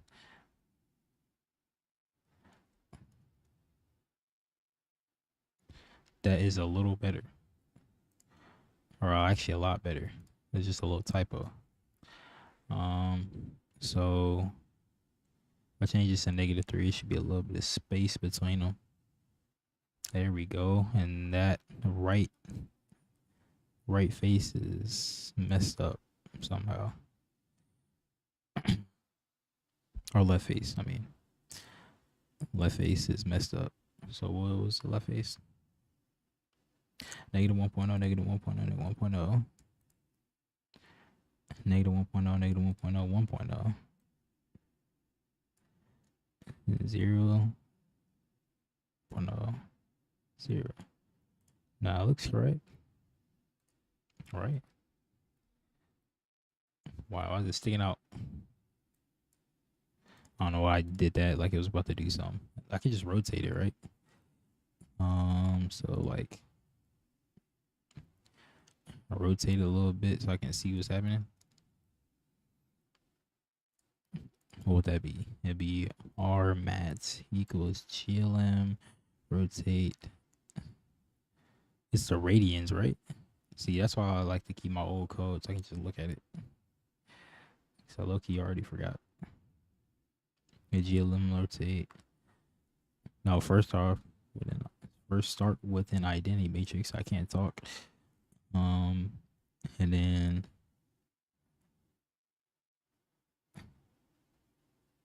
then rotation at radians. So like a 60-degree rotation. And then GLM vec3. I want it to be around their y-axis.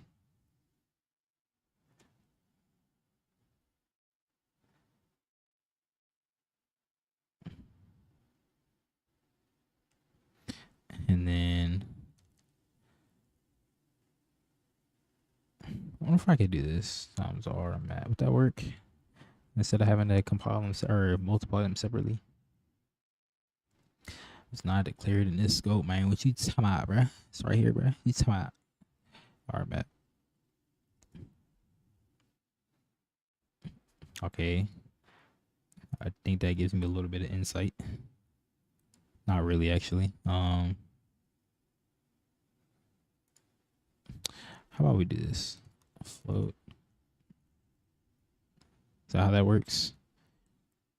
It's gonna spin. Oh yeah, that just looks disgusting and mangled. Actually, it's actually rendered correctly. It's rendered 2 extra somehow. It looks like it, at least from what I can see. I think. Hold up. So if I move this up, maybe it's like the bottom face that I messed up or something. Are the bottoms rendering correctly?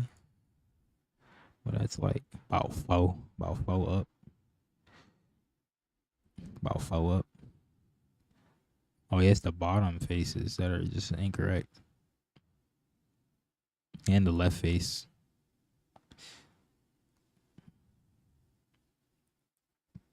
I don't know what happened there. What happened there? This is why you just type it or just copy and paste. You know what I mean? So bottom base left negative 1.0 f negative 1.0 f negative 1.0 f 1.0 negative 1.0 1.0 and then negative 1.0 negative 1.0 1.0. That sounds correct, right?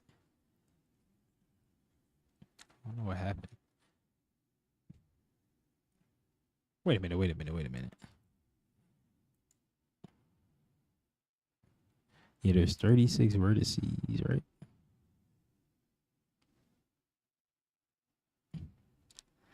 So we have 6 triangles. Not times 3. Yeah, that's 18. So that's correct. I don't know what's happening, man. Why is this field of programming so difficult? Anyway, hold on. That actually looks like, I don't know why it's not. Whoops. That looks pretty correct to me. It looks like it's just the bottom two. Actually, the left one looks weird too, but you know, high key, here's what we're about to do. We're about to just copy and paste this. If that don't work, then I mean, if it does work, you know, we're not gonna worry about it for real. If it don't work, then we got Houston, we have a problem. Okay, he's just smarter than me. You know what I'm saying? Like I just copied somewhere incorrectly. I don't know what I did wrong, low key. Now I kind of want to figure this out, bro. Hold on. I know it works. I'm curious now. Like, where did I mess up? It's the left face. Seems incorrect. Negative. Wait, hold on. 1, 2, 3, 4, 5, 6. 1, 2, 3, 4, 5. Yeah, okay. I didn't miss that face or something.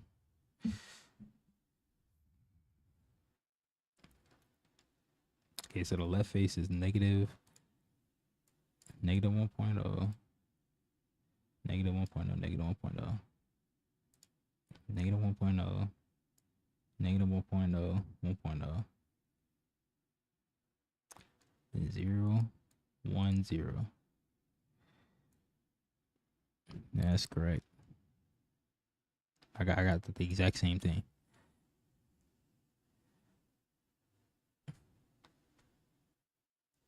Base left, negative 1, negative 1, negative 1. That's correct. 1, negative 1, 1. 1, negative 1, 1. Negative 1, negative 1, 1. Negative 1, negative 1, 1. 1, negative 1, 1. Negative 1, negative 1, negative 1. 1, negative 1, 1. Negative 1. Bro, I don't know where I messed up at, bro. Yo, I say we just copy and paste, just keep it pushing for real. Sorry, I really don't know where I messed up. No cap.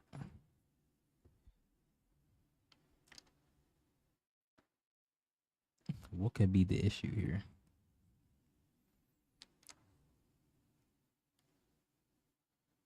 That is the left face that I was looking at, right? I'm not like missing a vertex, or I got an extra one. No, I got 369 all the way across. Yeah, I don't know where I messed up at, bro. Oh, I'm missing it. Okay, that's the issue right there. That is the issue right there. There we go. I was missing a comma, literally. All right. I'm glad I figured that out. I thought I was going crazy. Whoops. Thought I was going crazy. That's why reading is fundamental. Right, bet. So now we got both triangles and a pyramid. Or both a cube and a pyramid. I mean, I can move this back down. This to where it was. Move this to like 2 or 1, and then like, I don't know, move it like 3 over. I don't know. Go ahead, compile that. Yes, sir. Oh my God, look at us cook, man. Straight cooking, man. You know what I'm saying? Move it up a little bit so I can see the bottom. Wrong way. Hold up. That's the X. I'm tweaking. You know I'll be tweaking. Holy cooking. Let's go, bruh. Should look at that. Would you look at that? Hold on, let's make the cube spin too. Actually, I'm mad lazy. I'm really not trying to do that.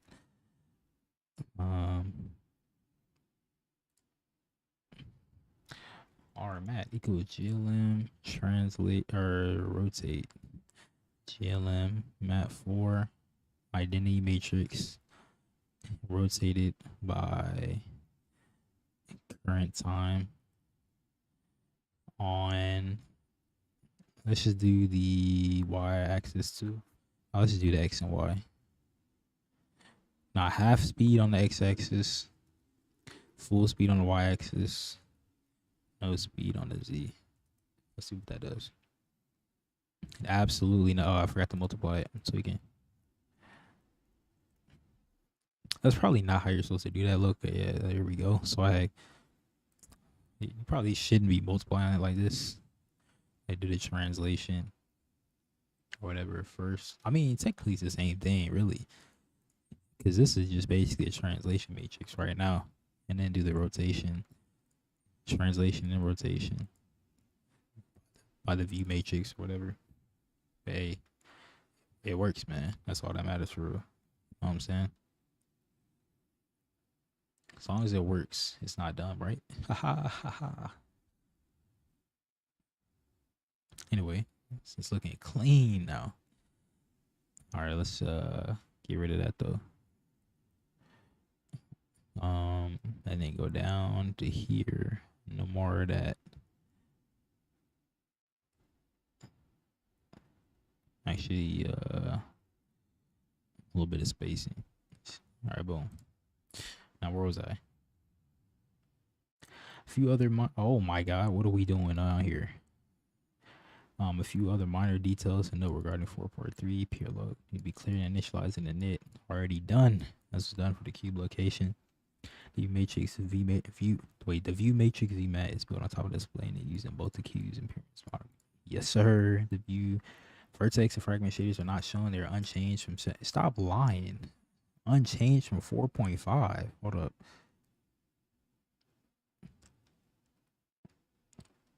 Why is he lying? Where's 4.5?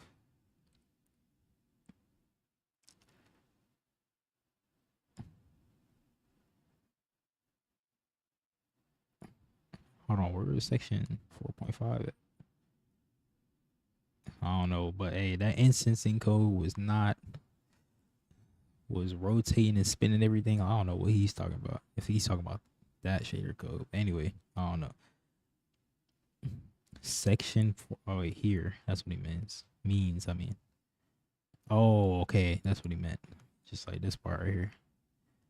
Shader code here. Okay. There we go. That makes a lot more sense. I thought he meant the instancing code, bro. I was like, what? Like, he's just lying for no reason. Yeah, I thought he was talking about this right here. Anyway.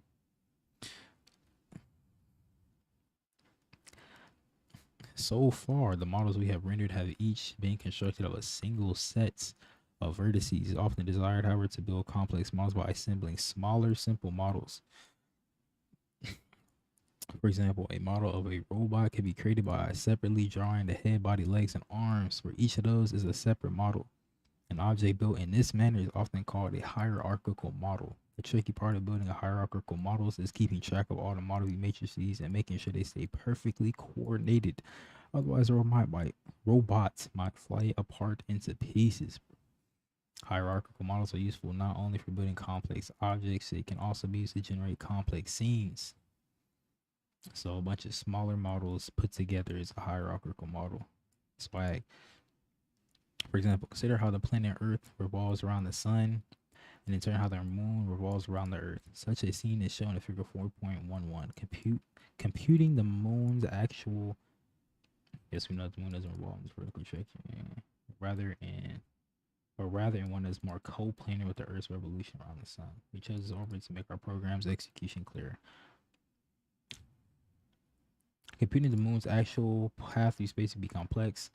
However, if we can combine the transforms representing the two simple circular paths, the moon's path around the Earth and the Earth's path around the Sun, we avoid having to explicitly compute the moon trajectory. I swear I can read, bro. No cap, I swear. It turns out that we can do this fairly easily with a matrix stack. Combine the transforms representing the two simple circular paths. The moon's path around the Earth and the Earth's path around the Sun.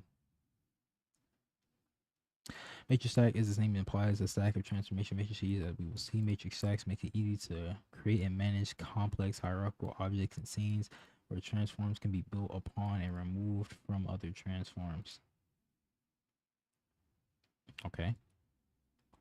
OpenGL has a built-in matrix stack, but it's part of the older fixed function.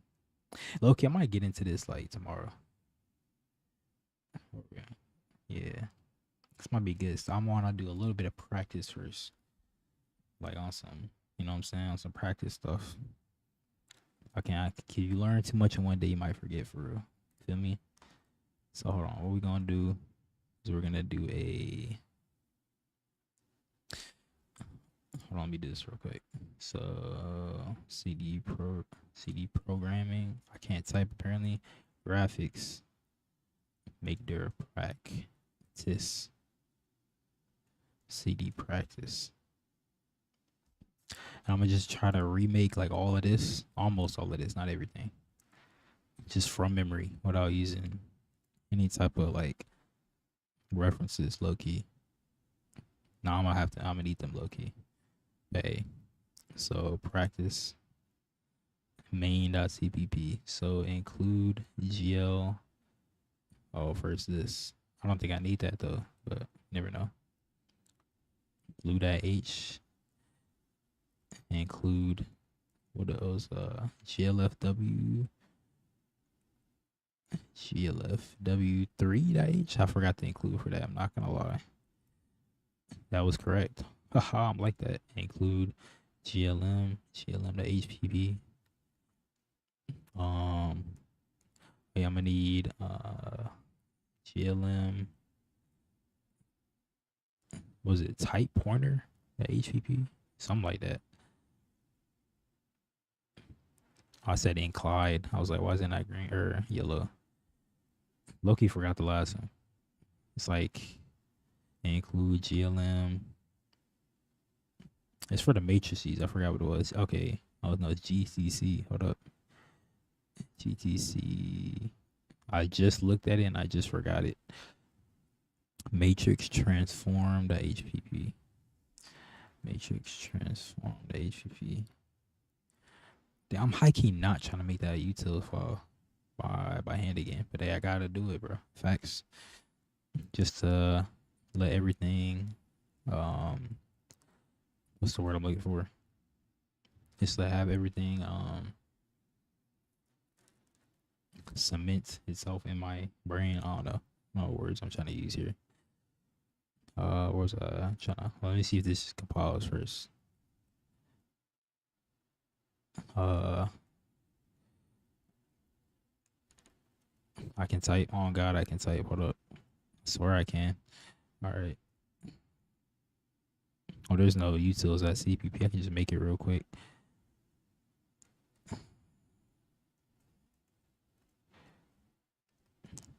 Bro, I swear, bro, I know I can type. I swear I can. Anyway, utils at CPP. I mean, it's empty, but like, it's kind of the point. Anyway, what else am I missing? Okay, it compiles. Main.cpp. All right, so now step one is go to utils. Utils.h. I need, what do I need? I need like a static. Why is that? Okay, there we go. Static. Create render program. Is that what we named it? Something like this, bro. And you need like a. Was it a string that we passed in? Holy, I cannot type to save my life. Const std string. I can't remember if it was a C style string or just a string. V shader. I think this is incorrect. I think it was like a seesaw string. And I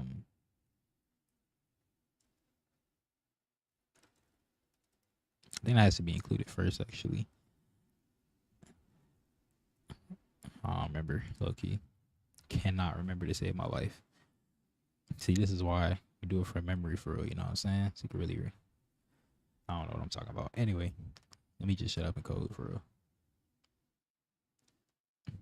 I feel like I'm doing something wrong because I probably am. I high key forgot all of that stuff. And then, okay, I might have to reference this one. So what is it?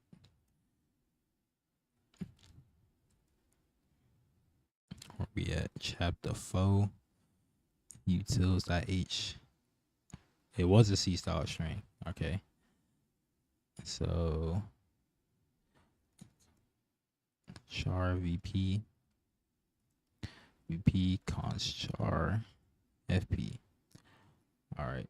I'm gonna forget absolutely everything. Utils.cpp. Include utils.h. Okay, let me check to see if I didn't mess anything up with that. Okay, it worked. So utils create render GL unit. Oh my god. I can't type, bro. No cap.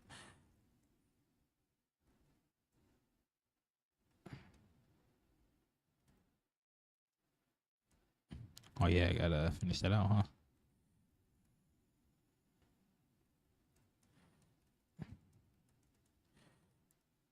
Const char FP.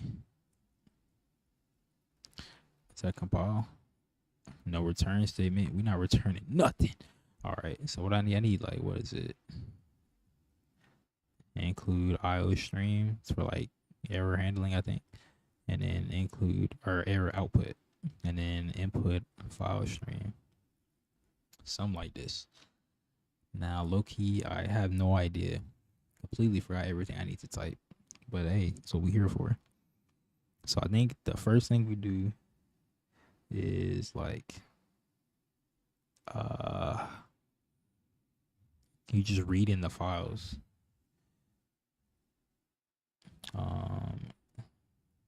Something like this, right? Low-key, I almost never read files in C++. I always forget this. It's something like this, right? vstream equals. You ain't gonna have to look. I definitely gotta look this one up. Oh, it's fstream, not fstream. And then std string. Bro, I can type, I swear. Content. Something like that. File stream. File path. Input output stream. Input. And then std string line equals nothing right now. And while we're not at the end of the file, I forget how to do file streams every time, bro. Like, I rarely have to do that. std get line file from the file stream, put it into the line, and then append a new line to the holy Christ. There we go. Boom. Oh my god, I'm trash. I need to just use VS Code, no cap. File stream. Close. I'm not even I'm in the wrong function doing all this, but hey, I can just rename it so I'm not tripping. It's it. Or just move it out manually. So this returns a string.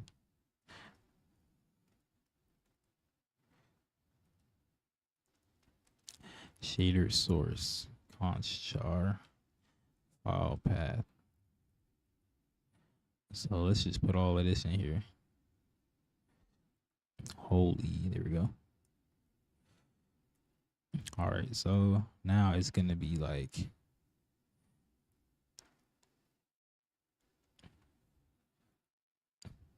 It's not gonna be a string. No, it is a string. No, it's not. I'm lying. Bro, I forgot already, bro. I'm trash. This is why I don't program, bro. So what is it gonna be?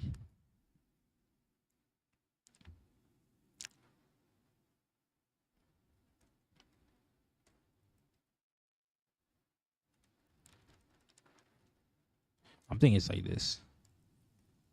Is it just a string that we read in?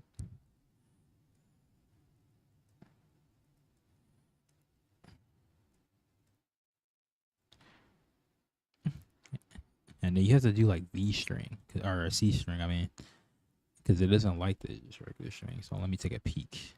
Take a quick peek, bro. So I already forgot that. Oh yeah, I was correct. So it's like V shader. Lucky I forgot you have to do the glint work compiled. Got a capital L. Compiled. There we go. Glint frag compiled. Glint.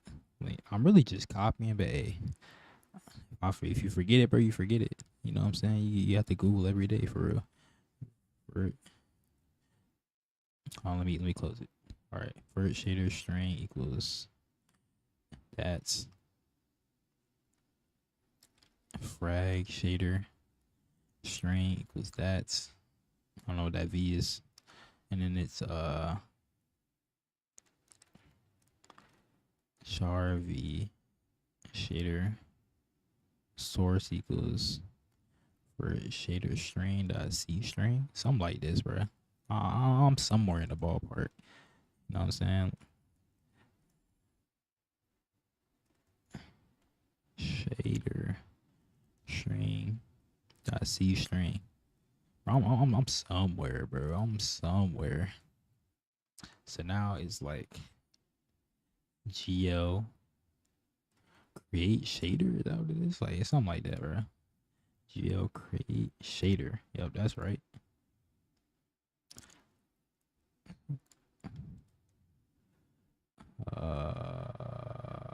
Wait, no. So now I need like, what is it? GL ints. No, GL uint V shader. GL uint F shader. Then V shader is equal to GL create shader. GL vertex shader. And then F shader is equal to GL. Whoops. GL create shader. GL fragment shader. Something like that. Something along those lines. All right, you know what? Gonna have to, whoops, wrong button. Gonna have to take a peek once more. Not gonna lie. Oh, you know, I could just, oh, it doesn't matter. Yeah. You know, I like it like that. It's a little bit cleaner. Ray shader. GL vertex. Listen, man, this is all inefficient, but hey, this is how you get good, though. I forgot all of this stuff. I know the steps. I just forgot the exact lines. I got to write for. Yeah. So, yeah, GL shader source is equal to. Oh, no, GL shader source. Shader source. So, the shader doesn't have to be. I think it's just. I don't think you have to put a reference in that. I don't know, Loki. 1. Wait, what? Hold on. Already forgot it, bro. It is 1. I thought I was shipping. V shader source. No. GL shader source. F shader 1. F shader source. No. GL compile shader. V shader. Now all the. Now I need to write all the. Whatchamacallit. Helper functions. Bool. No. Void check. OpenGL error.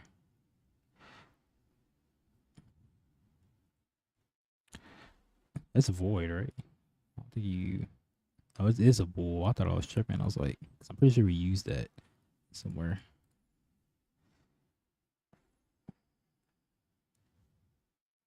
Use that somewhere to do something else. Lucky, I can't remember. Bool found error equals false. Int GL error equals GL get error. I know this probably seems like dumb to type all this again, but like, hey, it's gonna help me remember it for real. While GL error is not equal to GL no error.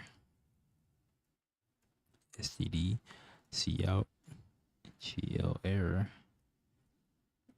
GL error oh my god, STD intel. There you go. Found error equals true. GL error, get the next error.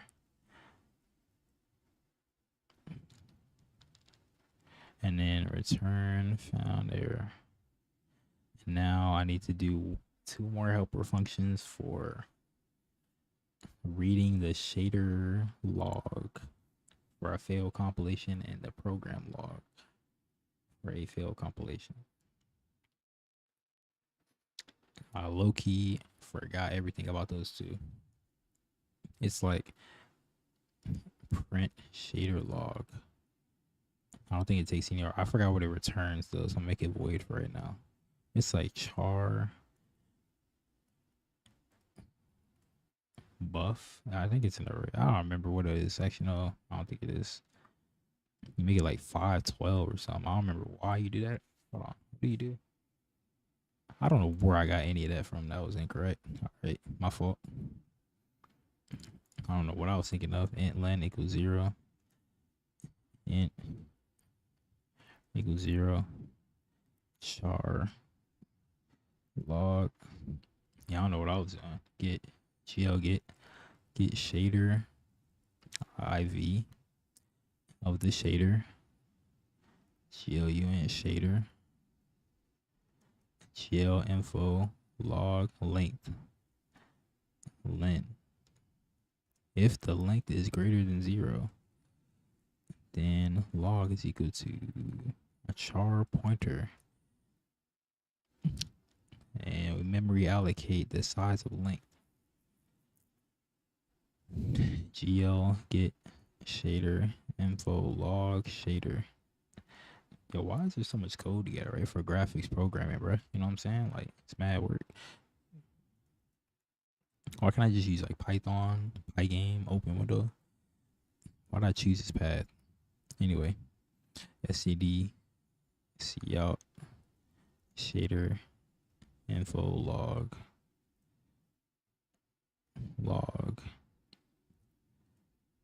STD indo, free the log, free all my dogs in the log. So length characters characters written, I guess, in the actual log string or whatever, character array, whatever you want to call it. Get the log length, and if there's something in the log, allocate the log with the length of the whatever's in the log, and get the log, and then output it. Type. So it's the exact same thing for program log GLUN program. I think it's literally the same thing, but you just change like from GL get shader IV to GL get program IV. Same thing with the log or whatever. So without looking, because I'm like that. GL get program IV program GL, what is it? GL info log length. Oh my god, I can't type, save my life. And if there's something in the log, we're gonna do the exact same thing. Memory allocate the log this with the length of whatever is in the log. She'll get program info log program length something like that.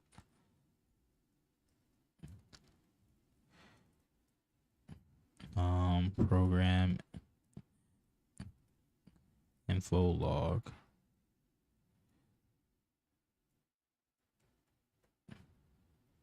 And then free the log. Free my log, free all my dogs. Oh, does this even compile? Like I probably messed up somewhere. Include F stream. I think it should be F stream. But it works though. Anyway. So now compile shader. And then it's gonna be check OpenGL error. And then it's like if what do we do? What do we check? Alright, I forgot again, bro. You know what I'm saying? You just be forgetting. You be forgetting sometimes. Oh, no, we're straight. I was in the right path, kind of. Effort compile. Oops. GL get shader IV. What does IV stand for, low key? Did they tell you? GL get shader IV. What is IV? Info. I don't know what that means, low key. Invalid? I don't know. IV.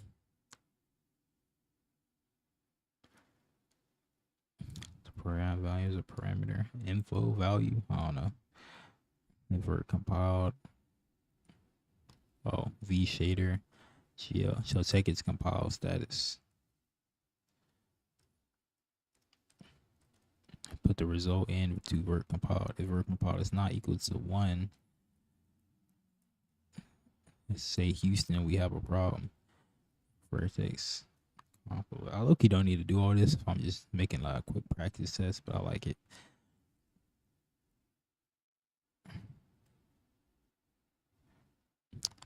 What's the difference between whatchamacallit? SCD indel versus new line?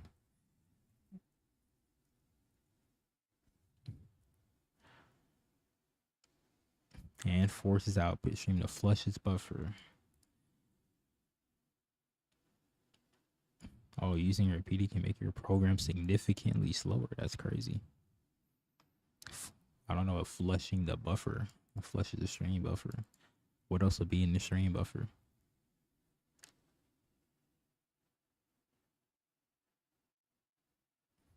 I guess anything that's about to be outputted, but I don't know. Anyway, so I always use the new line just because they're quicker to type for real. But anyway, GL compile shader F shader. Check OpenGL error. GL get shader IV F shader. GL compile status. Frag compiled. If frag compiled is not equal to 1, then say Houston, we have a problem. Fragments compilation failed. Print shader log F shader. And then GL link. No, wait, hold on. Refers to the program. GL uint, something like this. GL uint rendering program equals GL creates. Is that literally what it's called? GL create program? That is correct. GL create program. And then GL attach shader rendering program V shader, something like this. GL attach shader rendering program F shader, something like this. And then GL link program rendering program. Is there any other arguments I'm missing for now? GL link program. Oh yeah, that's it. Bet. And then check OpenGL error, which is just gonna it's called GLGet error, and if there is one, output it and keep outputting all of them. So if we find an error, output it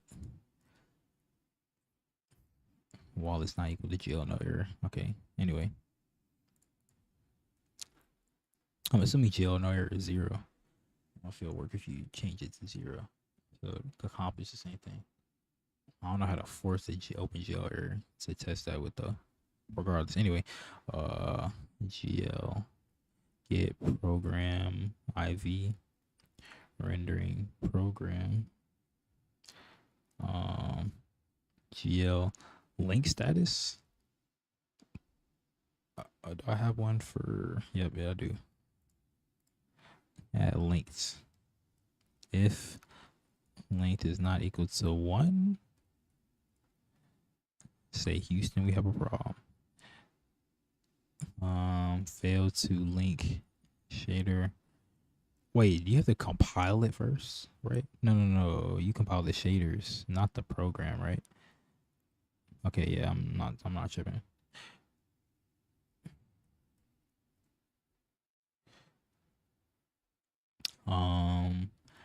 Print program log rendering program. I think that's it. So then return rendering program. I think that's literally it. Yep. Oh, they call it VF program. Same thing. They know what I'm talking about. All right. Yeah, that's it for that. Make sure that all compiles, no typos. Let's get it. All right. So back to main. Main.cpp. Include utils.h. That's the right name for that. Okay, bet. So now we need void init, void display, and then void setup vertices. I don't think I need more than that, right? Yeah, that's all I need for real. So inits, and then display. No, while glfw window should close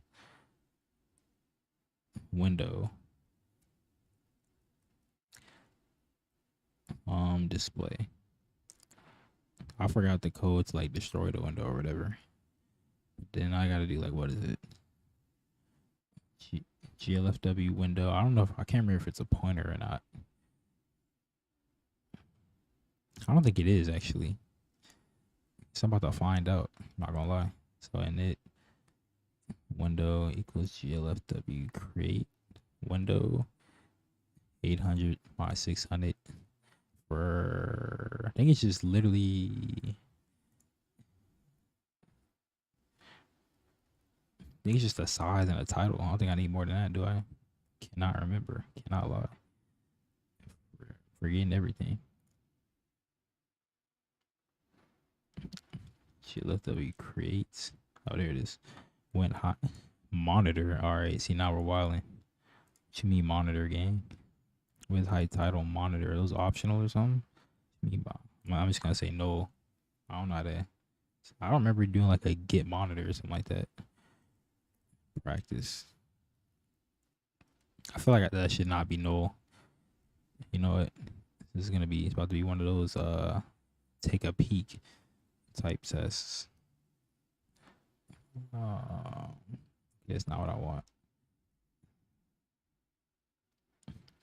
Main.cpp of chapter 4. Okay, for 1, is it?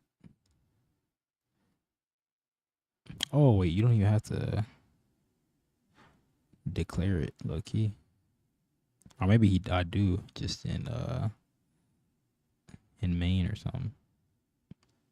Oh yeah, I gotta do the init and all of that. See, all this stuff I be forgetting, bro. This is a lot of code to write to remember for real. Oh, it is a pointer. Okay, bet. Sorry, I just didn't declare it as a.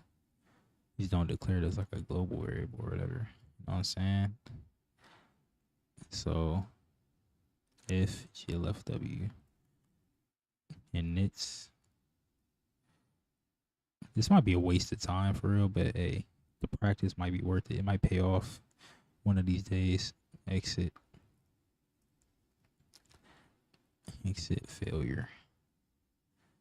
GLFW window hint. So now we set the OpenGL version context. Our OpenGL context version is gonna be 4.3 GLFW window hints GLFW context version minor 3 GLFW window equals GLFW. Oh, it is null. I was correct. Make it 800 by 600. Why not? Instead of 600.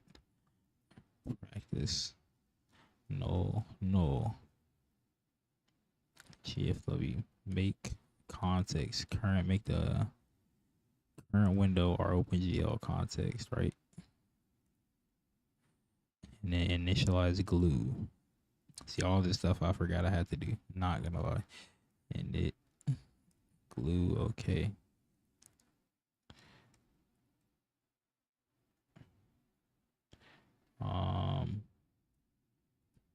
Exit. Shouldn't we like? Maybe not. I might be overthinking it. I'm about to say, shouldn't we have like more descriptive error messages like glue, filter, and it? But I don't think it really matters for real. I did not mean to close that. And now in its window, doesn't this turn on like VSync? I low-key forgot what that does. What does that do again?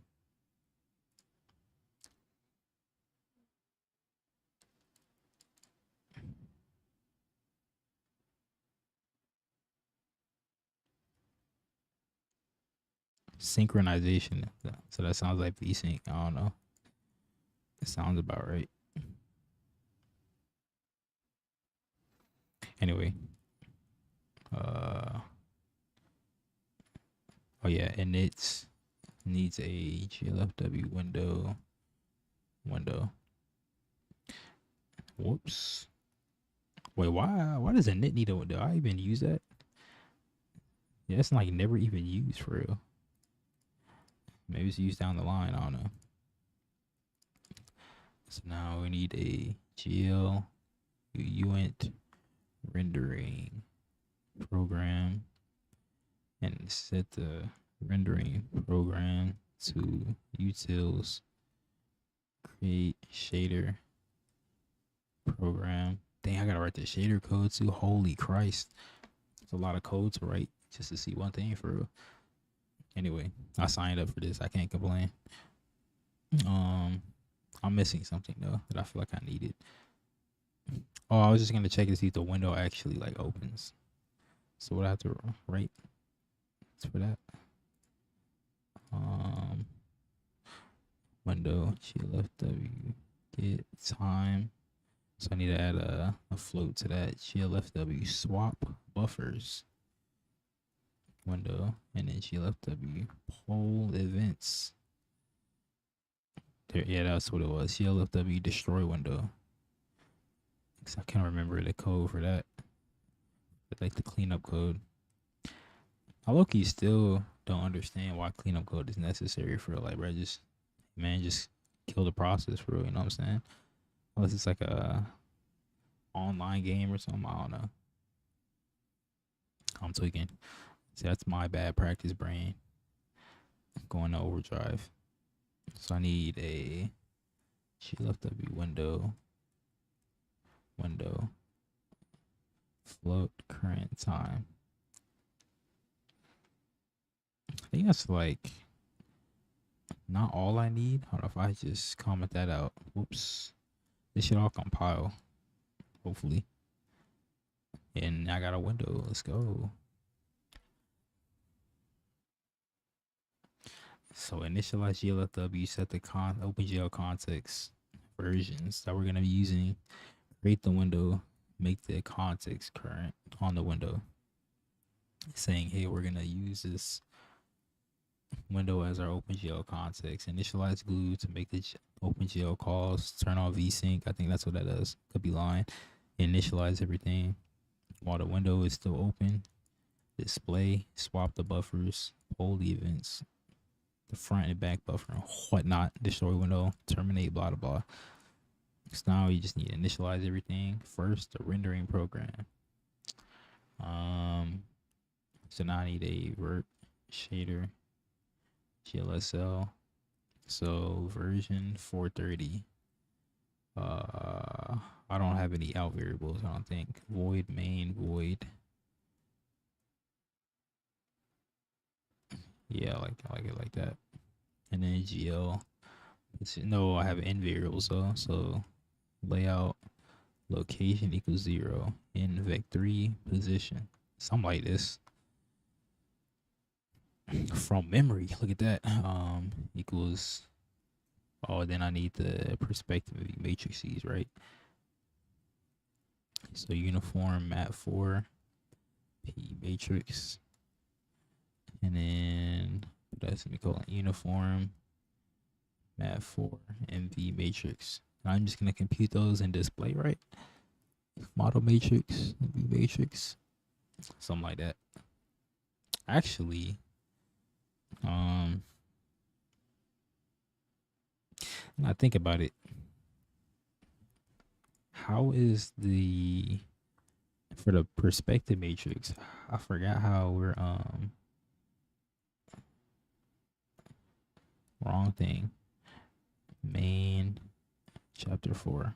Holy Christ, where am I at? Main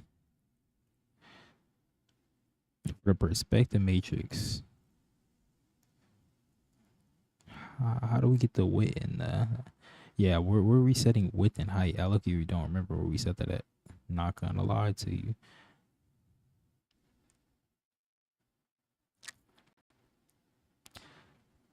How is that working? Like, I don't even remember where I set that. Not gonna lie. Okay, so let me go to the top. Do width. Oh, there it is. Get frame buffer size. Okay, bet. Okay. Anyway, this is gonna be perspective matrix first times MV matrix times vec4 position 1.0, so we can multiply it vector 4, so you can multiply by what you call the matrices, whatever, something like that, something along that ballpark. Yeah, that's correct. Anyway, I think we should do a triangle, have a spin. I'm not trying to write all the coordinates for a whole cube, not right now, not gonna lie. It's past my bedtime for real. All right, now we need a frag shader, GLSL, and then version, then out vec3 color, right? And then mat4. I think it's just good practice, just have the uniforms declared everywhere, I think, right? Cannot remember. Mat4 p matrix.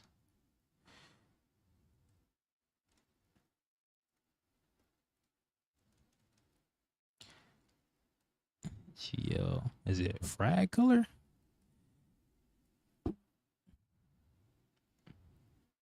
Or no. It's just color, I think, right? You just said color equals like anything. Vec3 1.0. No, I think this should be a vec4 actually, because it's RGBA. Low-key, can't remember. I'm not gonna lie. I want it to be green, something like that. 1.0. Actually, have it be like a darker green.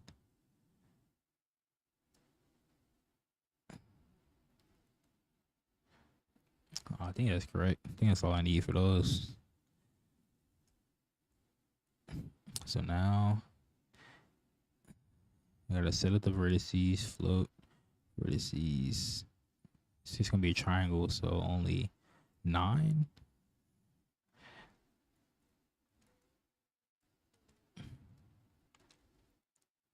So it's gonna be like just the z is gonna be 0, so 0.0f Yeah, 1.0f, 0.0f, and then 0.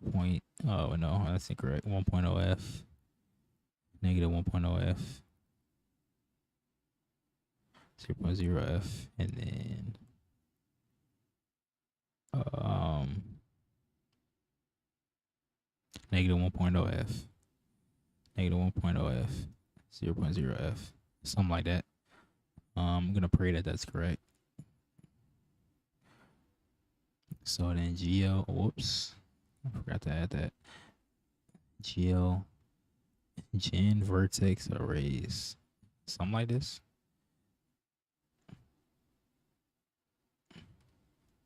Is it just a GLUN? So hopefully,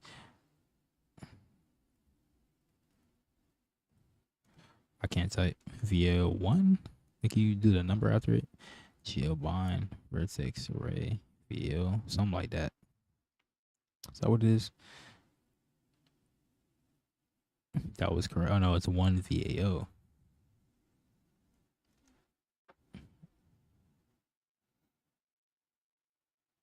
Wait, does it have to actually be an array like that? I actually don't know. Look, you want to try it. See what happens. Look, you forgot the rest of the code too. Yeah, GL gen buffers 1 VBO. Then GL bind buffer GL array buffer VBO. And GL buffer data of this GL array buffer to be size of vertices, the value of vertices. And I want to draw these Johns. Something like that. All right, let me compile. Whoops. See if I'm not messing anything up here. Yeah, it has to be an array. Okay. Yeah. I think it's the same thing. Actually, is it the same thing for the VBOs too? Hold on, I might be tripping. Might be misreading this error message. What you mean? I don't even know what that means. From GLUnt to GLUnt. What are you talking about? I don't even know what that means. What do I do here? Oh. Um. Oh, it's gonna be the same thing. Or is it? What do I do here? Same thing. Oh. Same thing. Swag. What you mean create shader programs not part of utils? What you talking about, bro? What you talking about, bro? Utils that H create render, same thing. I don't feel like renaming it. You know, I do feel like renaming it. Don't be lazy. It'll never pay off. Create shader program. And then utils.cpp. Wrong button. Wrong button again. Create render. Change that to create shader program. Type. Oh, I'm still tripping. Holy Christ. Yeah, Emacs is not the wave. Wait, am I tripping? Hold on. Oh, I don't have any argument. I'm dumb. Word shader GLSL frag shader GLSL. Yo, we are so in there, bro. So in there. All right, now. Whoops. Now we gotta do this display some business, man. Do a little bit of display for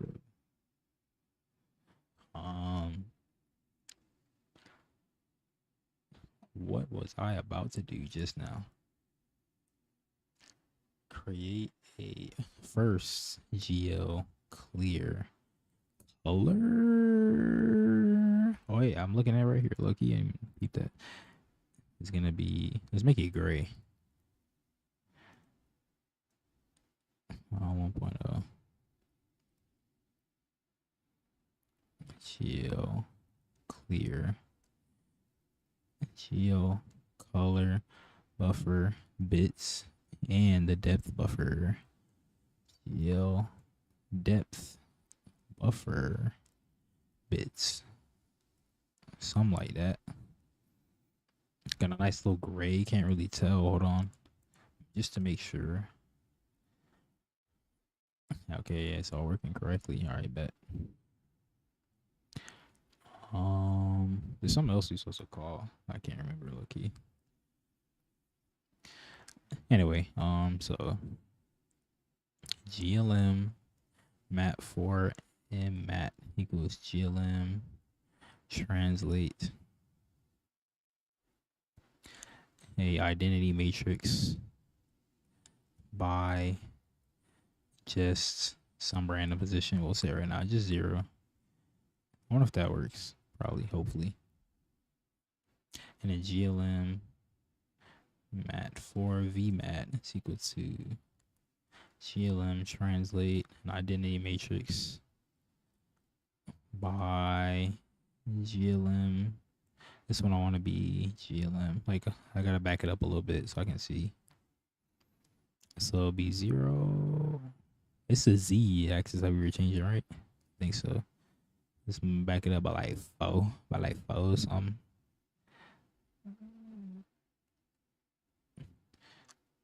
Actually, it's just be regular int, right? No, it'd be a float. I don't know what it'd be. It'd be float width and height of the screen. So I can build the perspective matrix. So then it was GLFW get frame buffer size width heights. And then GLM mat4 pmat is equal to GLM perspective. What was it, 60 degrees that we're doing it by, which is a radians or something like that. Something like that. And then float aspect is equal to width float. I don't think you have to cast that. Maybe you do. I low-key can't remember how it works in C++. Even though it's declared as a float, you might still got to. I low-key don't know. Can't remember. Don't feel like looking it up right now. Aspects. Near plane is 0.1. Far plane is that. Something like that. Is all this compiled? Probably not. Oh, I gotta do the window. Window. Oh, it should be an int. So okay, my fault. Int width height. My fault, big brother. All right, there we go. And now GLM mat4 and vmat is equal to the view matrix first times the model matrix.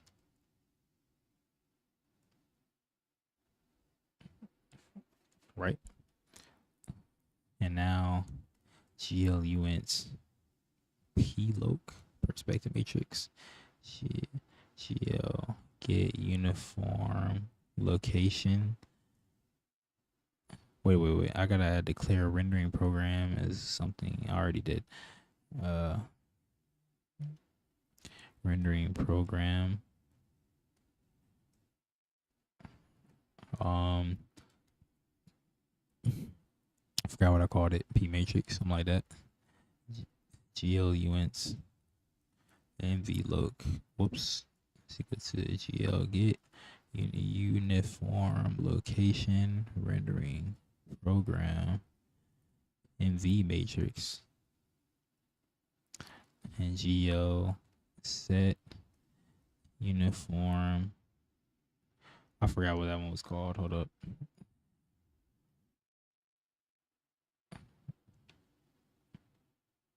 Uniform matrix 4FV. Bet. Whoops. Holy Christ, I can't type to save my life. Yeah, I'll be pressing buttons. Alright, Geo uniform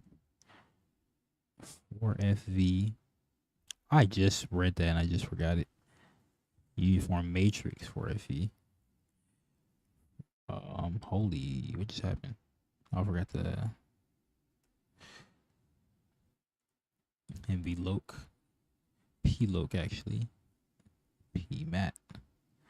Geo uniform matrix 4FV. MVLOC.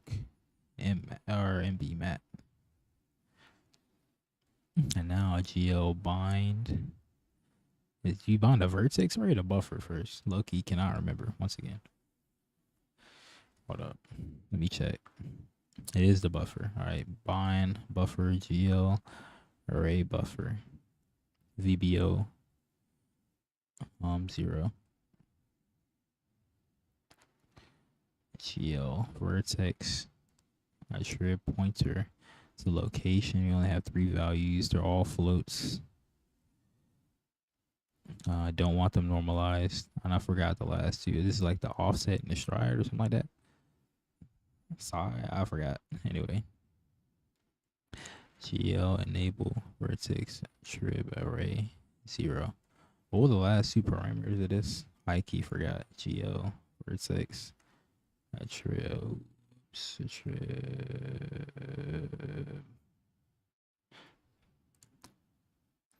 stride and pointer. I forgot what pointer means. Offset of the first component. Yeah, I know what that means for sure. Anyway, now I think you just draw it for real. GL draw triangles. Forgot the parameters for that again. Oh, it's GL triangles 0, and we have what, 9? I don't think it's gonna run, but hey, we gonna see for real. Probably not. What you mean, gangsta? What you talking about, bruh? Cannot convert mat 4.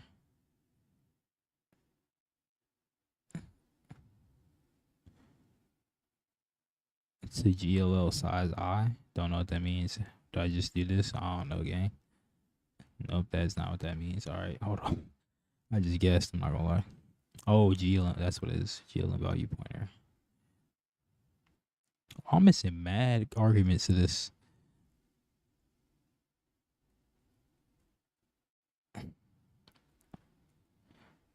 I was just kind of freestyling it, so I forgot everything. GL false. GL value pointer. Hold up. NV mat. Oh yeah. Oh, whoops, wrong button. Save it.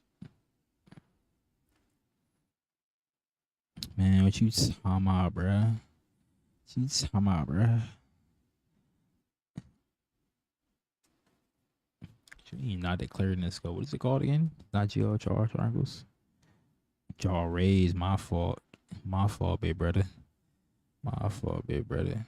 Jaw raise. You gotta draw them arrays, man. My fault, big bro. Can't see absolutely anything. That's what's up for real. Now, why can't I see? Could be any number of reasons.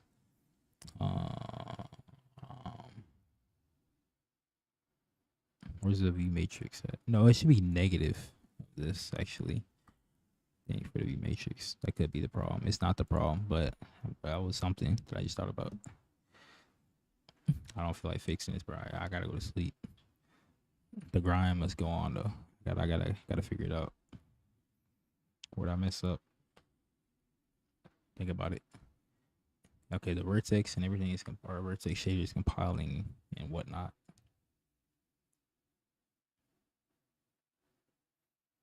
So what would I be messing up at? Think about it. GL triangles. So we have 9 vertices. So wait. This should be 3 actually. I think, right? That wouldn't be the problem, but like I think that should be 3. Cause you only have 3 vertices, regardless.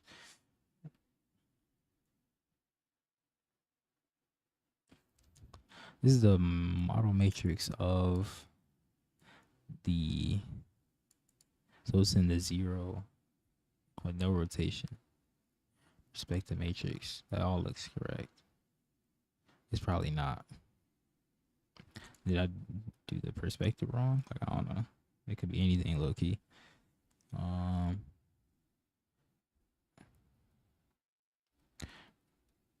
Yo, where we at? Yo, where we at? Okay.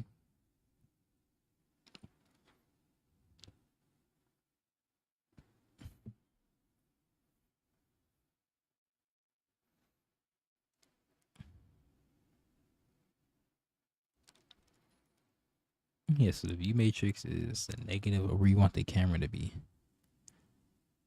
And we only got the camera Z at some positive. I don't think that is the problem. I'm gonna change it though. So I don't think it's the camera. Okay, perspective matrix. Float width, float height. Yeah, it was all correct. View matrix or model matrix is just, we just put in the 0 position.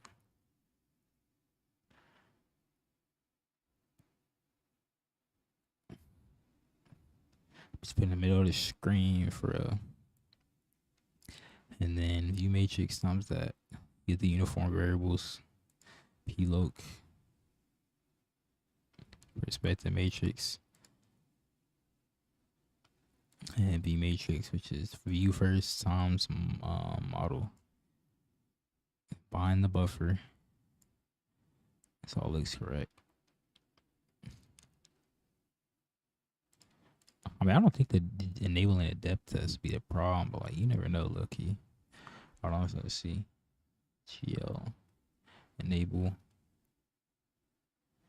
GL depth test. I don't think this would be it. Less than or equal. This is it, bro. I'm quitting. All right, never mind. We're good. What would I be missing?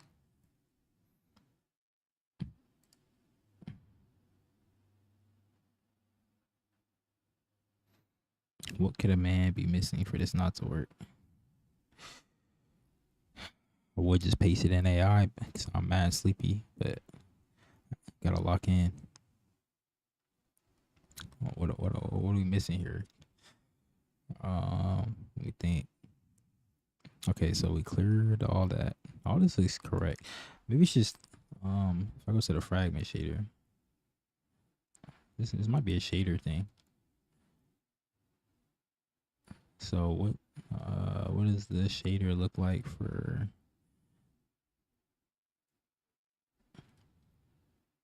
outvec for color? And color is equal to just an RGBA value. So that's correct. Vert shader. Vert. This one's gonna be way more complicated, but same principle. GL position is equal to perspective matrix times model view matrix times vec4 position. Yeah, that all looks correct. I don't know what I did wrong. Could be anything. Could be any number of things.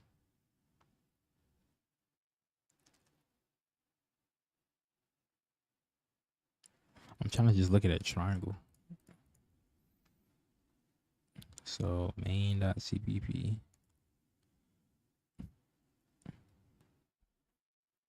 Rendering pro. Oh, I know I'm not. GL use program rendering program.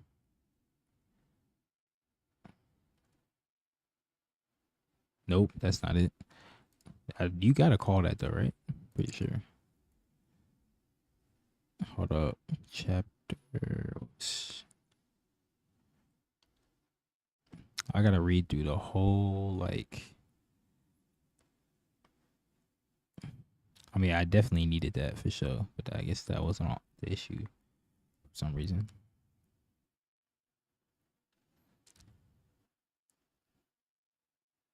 Maybe I'm creating the rendering program wrong.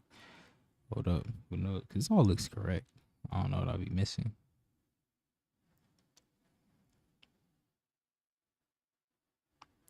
View matrix, model matrix, everything is right there.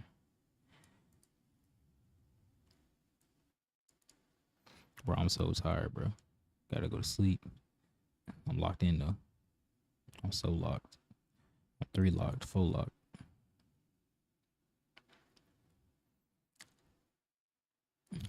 P-look.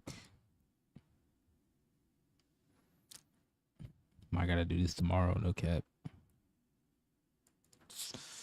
Model view matrix. Hey, you. Gotta be yawning, bro. Shit, uniform matrix for AV. P-look. So the perspective matrix is getting calculated correctly, looks like. Or I say calculate like I'm doing something. I'm just calling a function for real. Model matrix. Just in 0. I don't think that'd be the problem.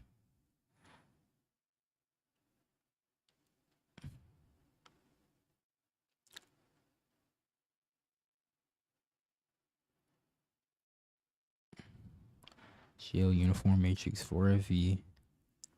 GL false. Am I getting any OpenGL errors, right? Hopefully. I mean, hopefully that function's working. Like, you know what I'm saying? You feel me? Like, I guess what I could do is what is it called? stdcl gl get error.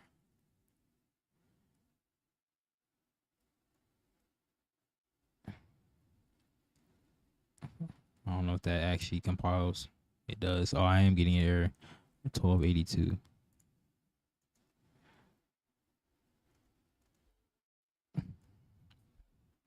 Your program that is what? Invalid operation attempted to execute a graphics command that is not allowed or unsupported in the. What you mean, gang? What do you mean by that? Hold up. So they draw. So it happens after the draw arrays, I guess. Or is it okay? Let me see something. It'll be 0 the first time if. No, it isn't. Hold on. Where am I getting error from? Is it this? Oh, okay. Is it this? Okay, so it's after here, somewhere here. Somewhere right here. Because it gives me a 0 first and then it does that. So some right here is off. But what is off? So I'll bind the buffer. VBO 0. 0, 3, GL float, GL false, 0, 0. Enable vertex at triple array of 0. I don't know which one is calling. It's giving me that error. Right? Because the logic is like, it'll be 0 first and then. So it's not the binding of the buffer. So it happens here. What am I doing wrong here? This is giving me the error, I guess. That's what I'm thinking. So I get the error right after this, but not. GL vertex attrib pointer index 0 size. The index okay. The size of components per generic vertex attribute 1, 2, 3, 4. So I got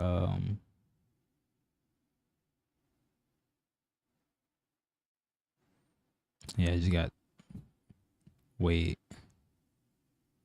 No, that's correct. XYZ, just 3. They're all floats. Yeah, they're all floats.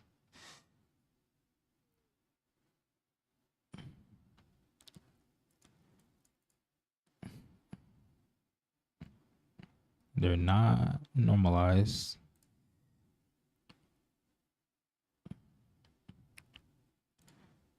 I don't know what I messed up at.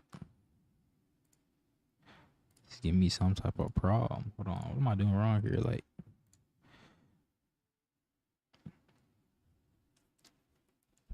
0, 3, GL float, GL false, 0, 0.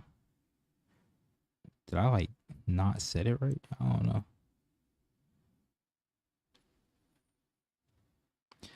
Generate the vertex arrays, bind vertex array.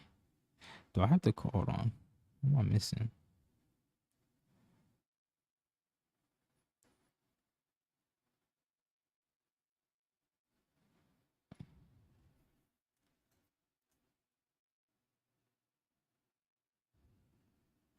What am I missing, bro?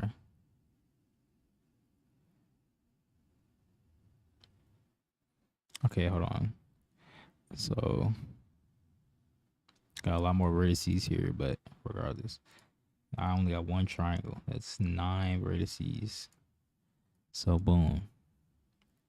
Generate the vertex array, bind the vertex array, generate the buffers.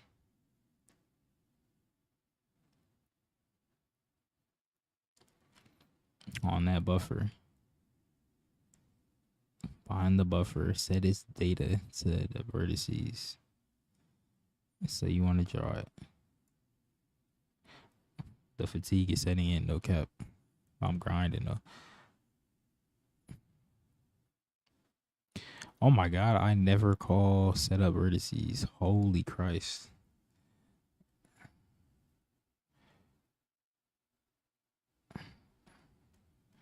Hold on, bro. What is going on? I call init, but I never call setup. Oh my god, I'm trash. I'm the worst programmer of all time. Like, actually. Nah, I need to quit this. Find another profession, bro. Find another hobby, gang. This was not for you, bro. Anyway. Now look, you want to make it rotate. So GLM mat 4 R mat is equal to GLM rotate. I forgot the parameters. An identity matrix first. Current time. Float. Current time. And then GLM factory on the y axis. 0, 1.0, 0.0 F. And then times R mat. Compile.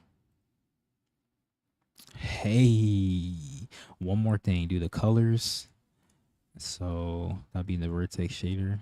Like, so it'd be what? Out. I think he put it at the bottom. I don't know if that's like a convention or whatever. Out vec 3 or vec 4. No, vec 3 varying color.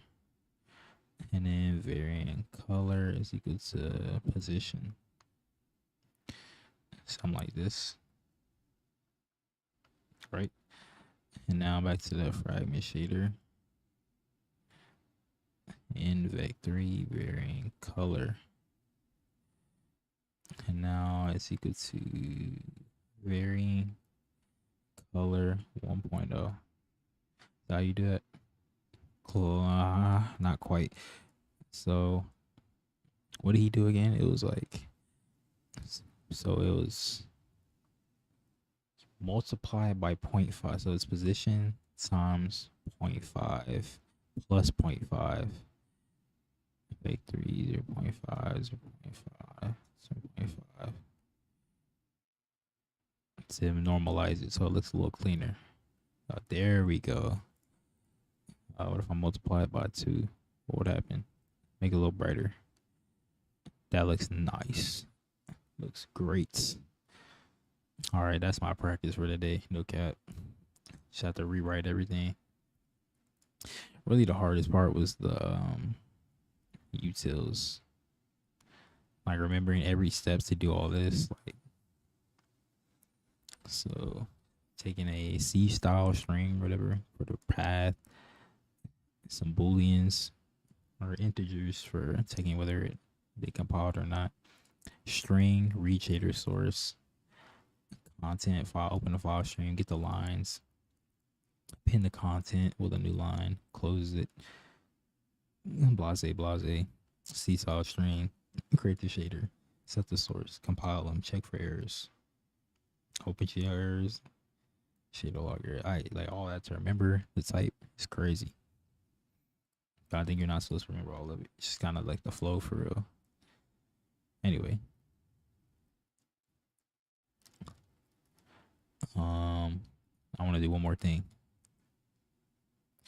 I want to do main.cpp. I want to do like what he was doing, the model matrix. So I want to do like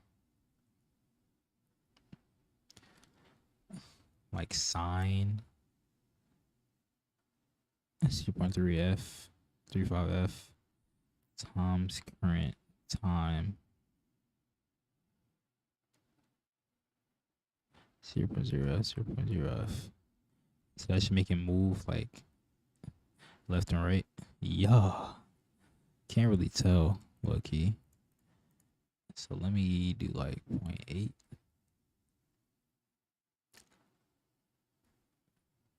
Just look at that, bro. We're straight cooking. Hold up.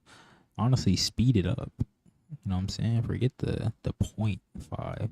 Let's just do ×2. Have it oscillate mad quick. Just look at that, bro. Straight cooking. Anyway, that's it for me today. Not gonna lie. So we're just monomatrix has its world position. So just change the world position or translate the world position on the x-axis every frame by the current time GLFW and sine trigonometry blah blah blah. Anyway, that's it for me. Ending the stream.